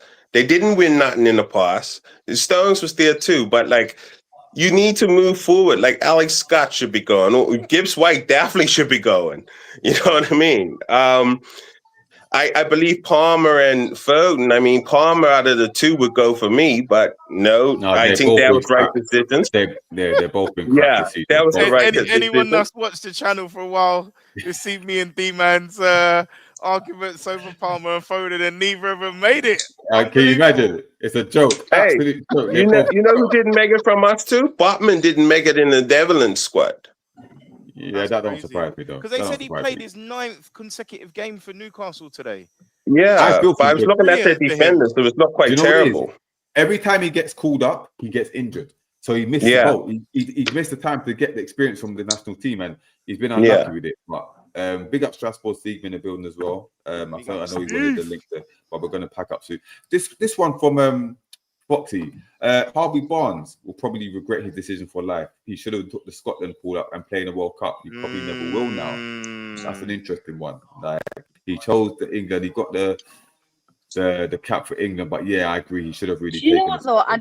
I wonder if it's a similar sort of thing, because I did see Odsonne Edouard, who he is eligible to play for Haiti, and he actually refused to call up recently for the World Cup because he said that he didn't think it was very fair that he went when there's like plenty of other players across the world who've like tried to get a World Cup place and finally got there, and he's just going to waltz in and take a World Cup place. So I don't know if that, obviously, like, I think there's an element of that in terms of like Harvey Barnes. I don't think it would have refused to call up, but at the same time, I think if you're a Scotland fan or a Scotland player, you'd be thinking, who's this friggin' like newcomer? Like you're just waltzed in because you haven't been playing for England and like come and join the Scotland squad. Like, I don't think he would have got a good reception. So I think it's probably a good thing that he didn't do that, because if he was going to do that, he should have decided a long time ago. Yeah, I mean, to be honest, he could have. And again, I think out of everyone, after Lewis Hall, Harvey Barnes is probably the one that deserved the call up as well. So it's just a bit one of those things, really. We got Tim in the building. How you doing, Tim? Hi, mate. Hi, everyone. I don't know how much longer you're going to be on for, but I seen you were on, and I just thought I'd pop on if you'd have us to get a few things off my chest after stewing after that today. Yeah, go ahead. Shall I start, mate? Yeah, go ahead. The floor is yours. I'm trying to get Stephen, but he's here somewhere, but I can't fit him in. You know what? I'll come off for a little bit. Steve, sorry, I need to dip anyway, so thank you for having me. So you can thanks a lot, Kendall. No, big up, Kendall. Thank you always having me and let me see my piece. See you later. All right, bye. Oh wait, Tim's gone. Steve. Oh wait, he's back. Okay. Right. Tim, the floor is yours. The floor is yours. Cheers. I mean, look, I think what it is, right, is, saying all that about getting stuff off my chest, right? I think even when you just look in the cold light of day, right, and even if you take away the emotion, that's kind of what I'm going to do really as well. In that, a lot of people are adamant, about Eddie Howe. He needs another season to prove himself, that he can turn it around. And a lot of people are absolutely adamant, that cannot be considered. And I genuinely can see the arguments for both. But I just think when you look in the cold light of day and you look at that performance there today, which shouldn't be the barometer or the final kind of conclusion that sways everything. But I just think when you look at that, has Eddie Howe got a grip on the situation when there's not loads to play for and we need to turn up and play for the badge? I mean, there's other things to play for. We were there to play for the league position to get money. We were there to get above Sunderland. But, in the grand scheme of things, we couldn't get Europe. So can he, all the players on board in terms of, can he capture their attention for a game like this and carry on the good form that has been there? Is that a flash in the pan, you know, or is it the fact that, you know what, the players are bought into something here? We are turning it around. There are baby steps towards something better. And the answer today was, well, no, they've turned up and they've checked out. And I think to be, and again, right, it's not me. And I know some people would say, well, Eddie Howe is, you know, this is terrible and stuff like that. And yes, I think he has made some terrible decisions this season. But that performance and what I'm saying isn't necessarily reflective and me saying that Eddie Howe is a terrible manager. But what it is that after 4 years, hearing the same voice, which a lot of those players have, naturally, you're going to have something special about you to still keep those players engaged. And most managers don't have that something special about them. Again, that's perfectly normal. So to me, it's a natural ending of the cycle whereby it's a golden handshake. You know, I think he's a legend and I will always have massive respect for him. And he deserves all the accolades. But for the reasons I've just said, it's a golden handshake and it's about momentum. It's about the trajectory of where we are going. And I don't think, you know, looking at that and looking at the whole season, that unfortunately he has it in his control to really turn this around. And again, I know I'm a broken record, but I'm going to say it. You've got Iraola there who hasn't been nabbed. And my word, that's a perfect shoe-in. I just, for me, he would slot in perfectly. It's new voice, new ideas, nothing too radical. It's a lot of the players will be on board with what he wants, but it's still tweaks and still, like I say, a fresh voice. It's just really gutting because if we had him lined up and we had him coming in next season, for as disappointing and as annoying that this has been this season, obviously the Mackems getting Europe and stuff, and it's like, my word, how quickly things can change in football. Having said all that, I would go to next season going, you know what, I think we could be back next season. I think we can come back with a bang. But it feels like we might limp it next season with the same question marks hanging over us. Just before I go to Steve, Tim, well said, by the way. But do you think there's Tim? Do you think there's a chance, a stronger chance that he may walk, or we may see a new manager next season, or do you just think, you know what, he's going to be here next season, and you know we're going to hope, we just have to hope that things change in terms of how he approaches things? I think there's a little chance that he goes. I think there's certainly no chance for me that he'll walk because he, I think, is determined to turn this around. And I think with Piff, I think they look at it and from their point of view, they let him down last summer. And I know I don't want to get into the whole, obviously, the details around that. We went through that, you know, tenfold. But I think from their point of view, he was left in the lurch with no DOF, no CEO, and whatever happens this season, they think they owe him another summer. And I think I would accept that if we finished 9th, 8th, 7th. And if the context of the season was a lot of really great performances and also some poor performance, again, it's about the context, it's about the details. This season has been a nosedive a lot. So even if you think that about last summer, and I do have sympathy for what happened last summer, I do.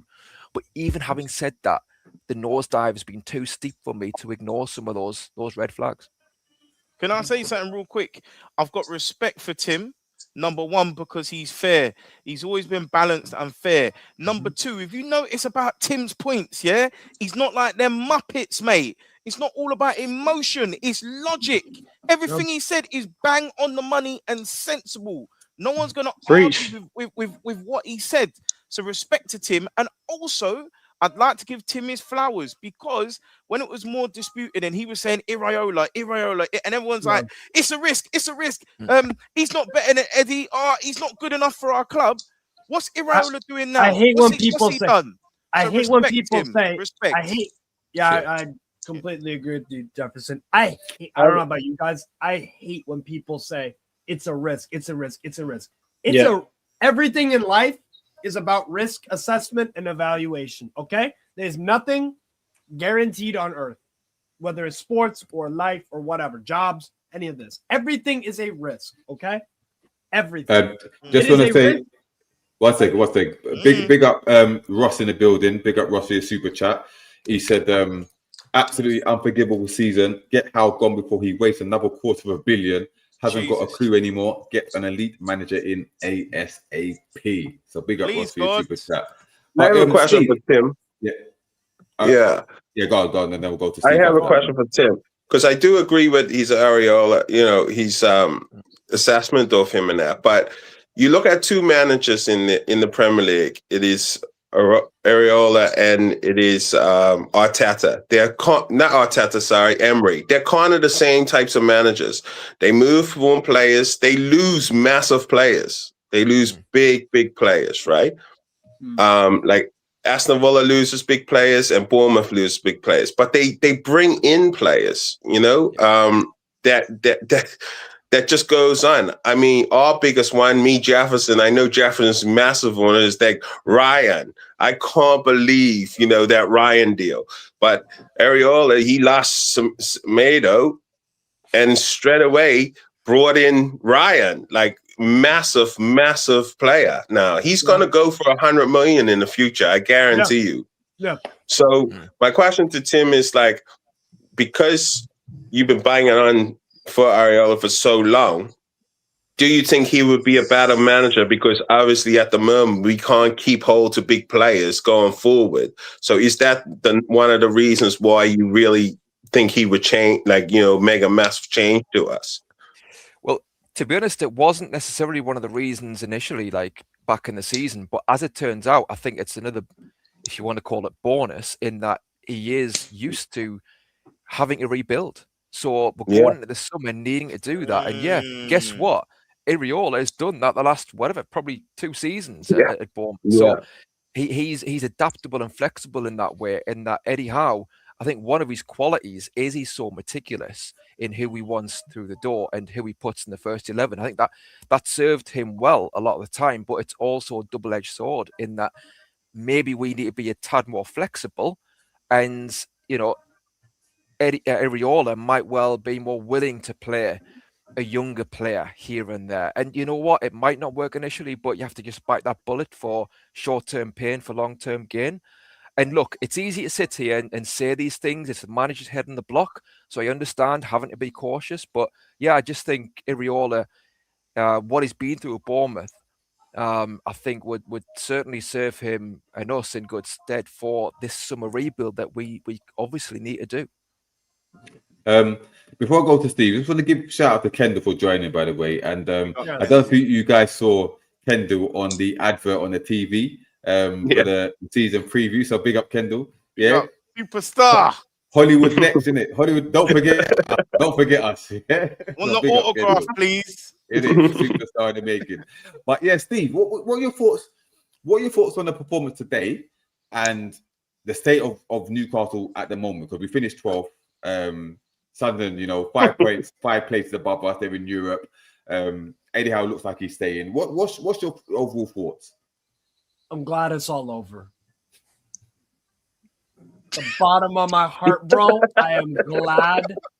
I am thankful. I am honest to God. I'm so thankful it is all over. We survived that season, bro. We did it. That's how I feel about it. It was a chore to watch Newcastle United this season. It was a chore. And it started on match day 1. You had Villa 0, Newcastle 0 in one of the worst games of football I've ever watched in my life. It was like watching 22 dudes do straight up cardio. It was dreadful. All of the problems in that game were on display today. And most of the personnel was there for that game with this game. So this performance today versus Fulham, who are fully deserving of the win and probably should have had more goals. A salute Fulham for that. They kicked our ass today, like many teams have kicked our asses over the season. I've seen this performance 30 times this season. That's probably not even a joke. This isn't even. This was so bad today. Our season's been so bad that is not even in our top 5 worst performances of the season. That's not even top 5, and that was dreadful. So yeah, it was yeah. I'm just glad it's over. Honest to God. Just out of curiosity, where did you have us finishing at the beginning of the season? A good question. I think it was. I think I had an 8th or 9th. Right. Okay. Yeah. Okay. Yeah. I knew we weren't gonna get Europe because I saw a lot of this stuff forthcoming.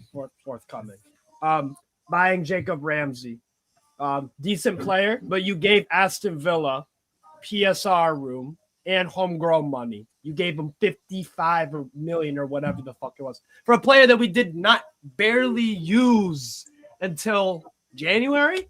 He started to break into the team, and I still don't think he's a lockdown starter. I would want better. I think he's a decent player, but he's not 45, 50 million. So pissed money away there. Pissed money away with Voltemata. I don't rate him as highly as some of our other fans do. For the price, definitely not. I wanted a different striker in. But I can't blame the kid when he's playing in fucking midfield and all this bullshit. So the mismanagement of Voltemata, wasted money. Wissa, wasted money. But I like that signing. But that didn't work. So, Chow is error prone as fuck. I don't think he's that good. We need to upgrade in that department for me. That's something I would be moving on, Chow. You'll probably share signing a new contract. Steve, do you know Vieri then? Because we've been linked to Vieri from Gremio. Do you know about him? I haven't watched Gremio in a minute, so no. But there are plenty of center backs I'd take over Chow. Vieri. I'll have to look that up. Speaking of which, then, what in your opinion, what's our most important position that we need to sign next season? And I'll go around. I'll start with manager. Manager. Okay. All right. Not even. I'm not even. No. I agree. But on the field, what position on the field from the starting 11? What position would you say? Oh my lord.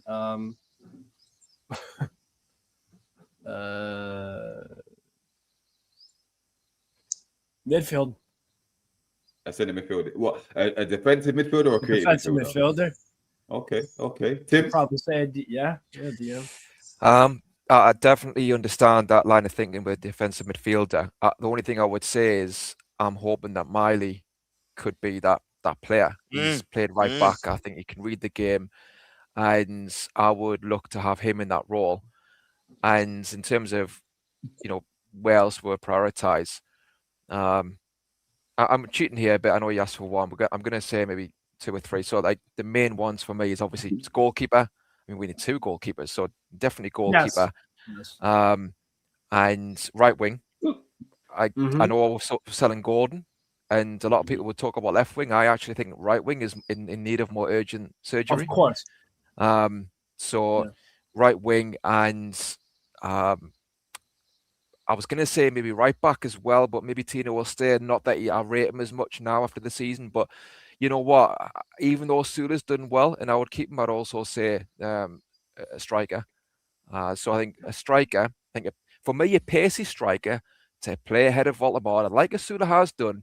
I just think maybe keep Asula as the second choice and contend with a new striker in front of a number 10, like Voltemata, and then so like goalkeeper and right wing. Those are the 3 main areas for me. I have a question for you, Tim, and the others on the panel as well. Do you think Osula's stock is ever going to be this high? No. Well, I would sell now. I would sell I now. know what you mean, mate. I know what you mean. 35, 40 mil right now. Peter, my brother, was saying that, and about like maybe be ruthless and like you say, his price is high. Maybe just sell him. And maybe. It's the difference between us and Villa. Remember John Duran? Yeah. John Duran went on that little streak. They got 77 million. Off you go. He went down from there. Yeah. Same as Moussa Diaby. They got 50 million. Bang. They cashed out Villa, at the right time. That's why they're leaving us in the dust. We're too sentimental. All right. Okay. Here's the question then. Before I asked you this question, if you had to choose now, you sell Asula, say for 35, 40 million, or you get maximum value what you can for Joe Linton. Which one are you doing? Oh, I sell on Asula, yeah. Over Joe Linton? Okay. And the only reason I'm selling Asula is because he's profitable more. Okay. That's the only reason. Yeah. Just to stop you there, we've got a super chat from BBK. Big up BBK. Oh, big up, mate. Oh, right. Big up yourself. He said, and I'll tell you about this one. He said, D-man, Newcastle is jagged edge and 112 is Sunderland. If you know, you know. He said, big up the panel. So just quickly on this one, for all you R&B listeners, right? Jagged edge. I did an R&B podcast with BBK and Cab. Big up Cab from the Red Kid podcast. And you probably, some of you probably don't know who I'm talking about, but we had the two R&B groups, Jagged Edge, who did Let's Get Married, whatever, and 112. I think people know who 112. I said Jagged Edge are better than 112. He's saying 112 are better than Jagged Edge. And there was a poll. We put out a poll and people agreed with him saying 112 are better than Jagged Edge. So he's basically saying that Newcastle are shit. Yeah, yeah, that's what he's saying. So, big up BUK. And also congrats. He's an Arsenal fan, isn't it? So congrats on your title win. Enjoy, mate. I agree with Tim though. What was our most important position to recruit last summer? Right wing, wasn't it?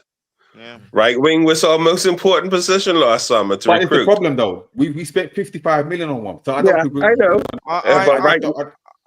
I think as well we might need another right back, obviously to replace Trips anyway. We've lost Emil Kraft, and I think in the modern game, fullbacks supply assists as well as your wingers. So I think we definitely need an attacking right back who's going to swing the ball in as well, and so we're not relying on the winger. But I also think personally, I think the Swiss Army knife is Morgan Gibbs-White. Now I know this goes against the policy I've been saying, but I think the reason you go all in on Morgan Gibbs-White, and I was saying this, D-man, you know how long have I been saying? About 18 months? Yeah. I was saying it before even Morgan Gibbs-White started coming up. I was saying he can play 8, he can play 10, he can play right wing. We need a number 10. He can play there. We've seen how good his link-up play is. He's got speed. He can play on the outside. He's got an eye for goal. He's creative. Give Marinakis the 70 million or whatever. Just give it to him. That's my issue. And he's one sec. I thought I'd read out this comment. Janessa says, sell Joe Linton all day, 30 years old, injury prone, and only got 2 years left. This is our last chance of getting good money for Joe Linton. I agree with that 100%. Big one. Get him gone. Because we've been talking about ages ago that we need to evolve on this position. If we're going to progress, he's one of the positions that we need to address. Kante, from the outside looking in, would you say that it's better if we sell Joe Linton or Osula? I mean, from a Fulham perspective, to stay ahead of you lot, keep them both.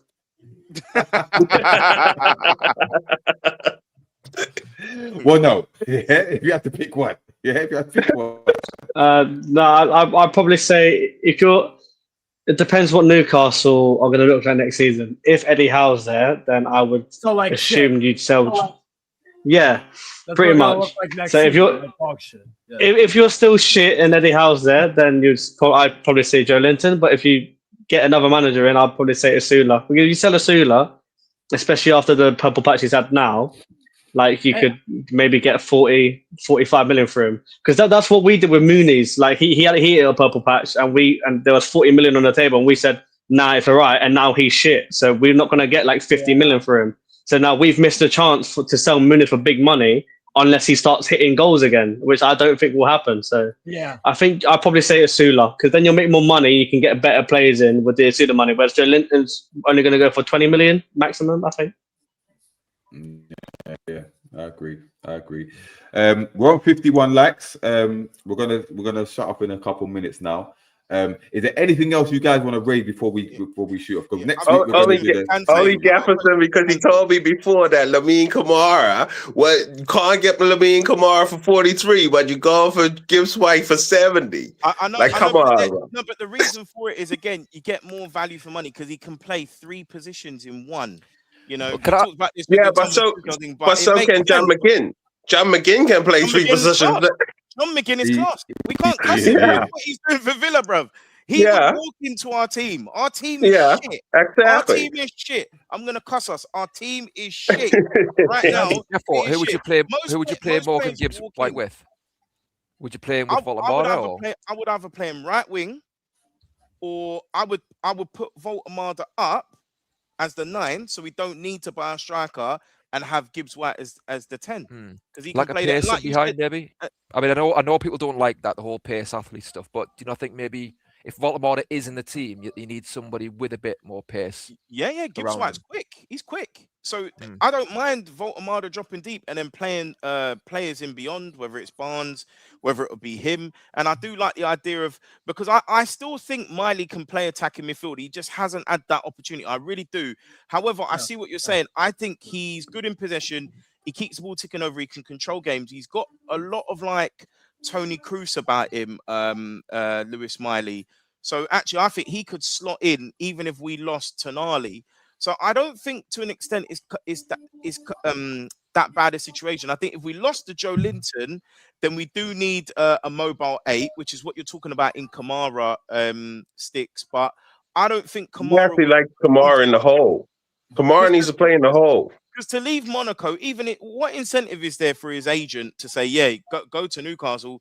I want us to get Stankovic, but again, Stankovic is another one. He's probably going to go into Milan or something. But why would these players? Do you know what it is? Because maybe they can see Newcastle as a stepping stone. Because I think the likes of Voltamada, I think the likes of Chow, Gordon, obviously, whatever, and Isak, and Tonali, I think they see Newcastle as a way to get into the Premier League, to get your name out there. You perform well, you be put on, put alert the higher clubs.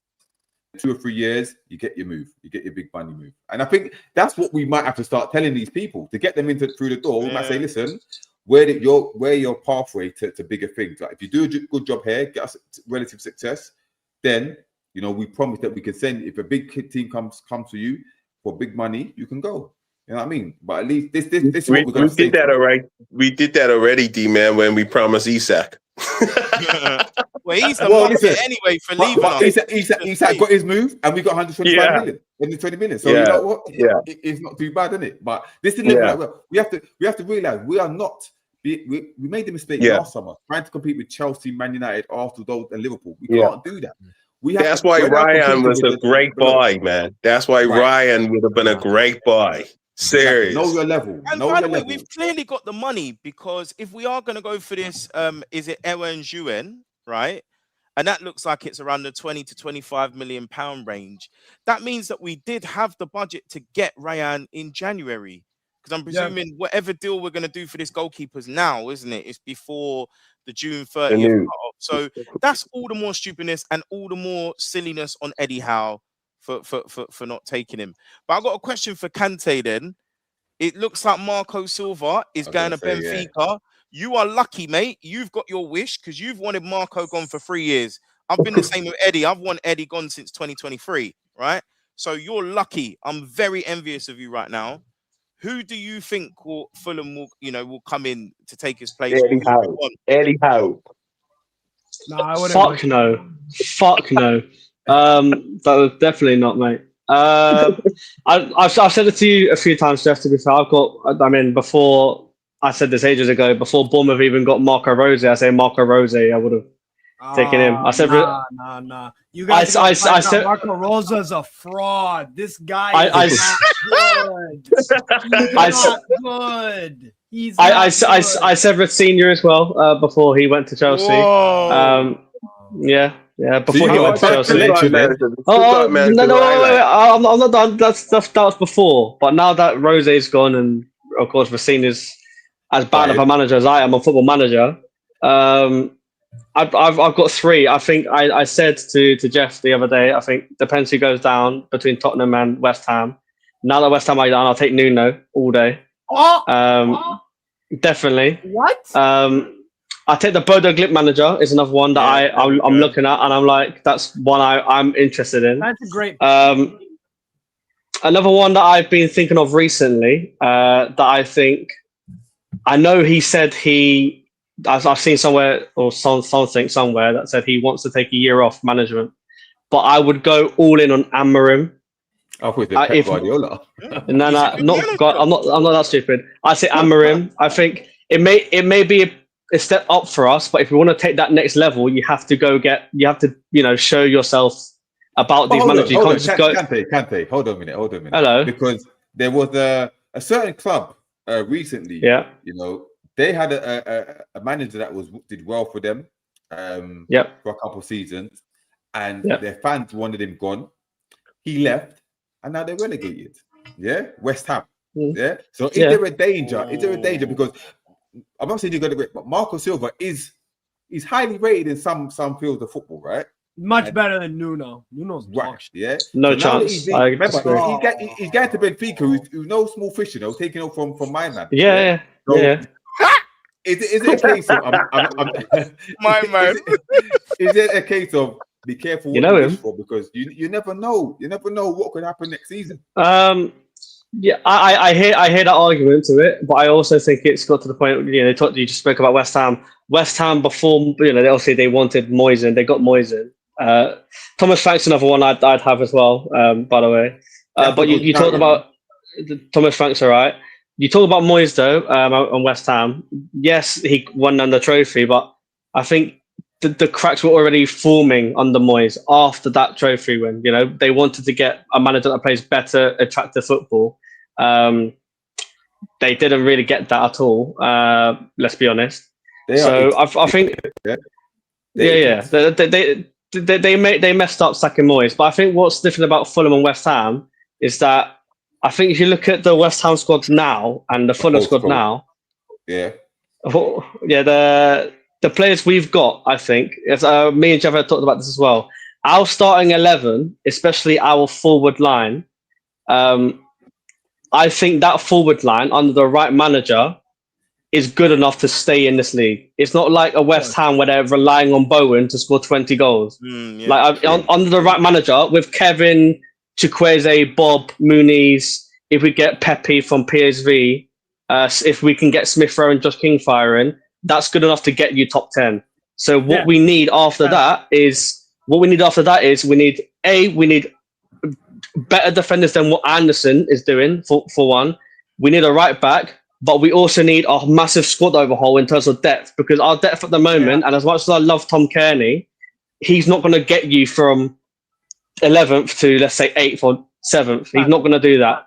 He'll do well for a club like Fulham under Marco Silva because they play slow football. But if we want to evolve into a European chasing team, you have to let those players go. So like the Tetes, like the Castagnes, like the Reeds, like the TCs, and we have to get players in that are younger, that are, as you said, Demon, about Newcastle, using us as a stepping stone. But even if they use us as a stepping stone, as long as we get to where we want to get to, that's the main thing. That's the main thing for me. I don't mind if, because Kevin's using us. There's no way Kevin's going to be here in 5 years' time. Give it next season.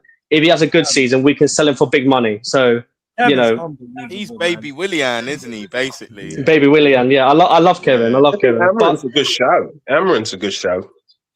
I think Amarin for us would be good, but it just depends if he wants a big job. Are you finishing above us next season? If Eddie Howe's with you, yes. Yeah. Not a bad shout. I can't even argue about it right now. Usually I'd be cussing you, but I can't even do that right now. What I will say, D-Man, what I will say, if we get a manager in that plays attacking football to the team's strengths, you look at our team today, like Kevin and Bob on the wings, we should not be playing possession-based football. We should be playing like quick attacking football, fluid football. If we get a manager in that can do that, I think there's more of a chance of us pushing, let's say, 8th place, that final European spot. We're not going to get any higher than let's say 7th. But we could get there. We were only a point off. But the reason why I think we'll be fine is because, when we really needed to get results this season, we didn't get them because Marco didn't want to change anything. Kante, look at the Wolves game. Hello. Who got you your results this season? Because he's leaving. He's leaving on the He is, yeah. Raul Jimenez. Raul Jimenez scored a lot of goals this season, quite a few goals. And Wilson, and Wilson. But again, what I will say, Wilson, and Fulham has said this as well, he's just a moments player. He's not going to get you to the next level. If we want to evolve, you have to move him on. So I don't mind him leaving. He's had a good season, I get that, but people are gassing him up so much.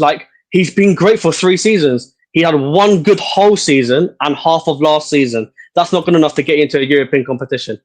Listen. I think, sorry to get, I think that tweet from Kendall, I think that's the perfect way to end it. She said, "Now, guys, Asian have finished in the Europa League position, so we might not be able to sing 'Have you ever seen a Mac in Milan' anymore." Yes, it has been. Yeah, fully agreed. But listen, that's all we're going to have today. We went over 2 hours. So listen, thank you all. Thank you all for sticking with us. It's been a long old show. You know, everyone went to have their say after a dreadful season. You know what I mean? It's over. You know, Thank we can relax God. a little bit until the next God it's stressful over. situation with Newcastle. Something's around the corner. You know, something's going to happen around the corner. You know what I mean? Bruno probably going to leave in the next couple of weeks or something like that. You know, Please don't say that, D-Man. I know. But we will be back Give next me week to something do a positive, dude. Give me something positive. We'll be back next week to do the full season review. So tune in for that one. Thank you all in the comments. Don't forget, hype the channel. If you haven't subscribed, subscribe to the channel. We're trying to get to 700 as soon as possible. Like the channel if you haven't, and leave a comment after the stream as well. That they all help with the algorithm. Thank you all for those who sent the super chats in. Much appreciated. Glad to have them back. We appreciate it more than you know. And yeah, thanks to the panel. Travoy, Tim for popping on, Steve, Kante, Kendall, yeah, all of you. Thank you very much. And yeah, look out for 90s Mags again soon. But we're out. Peace. Peace. Eddie Howe out. Please fucking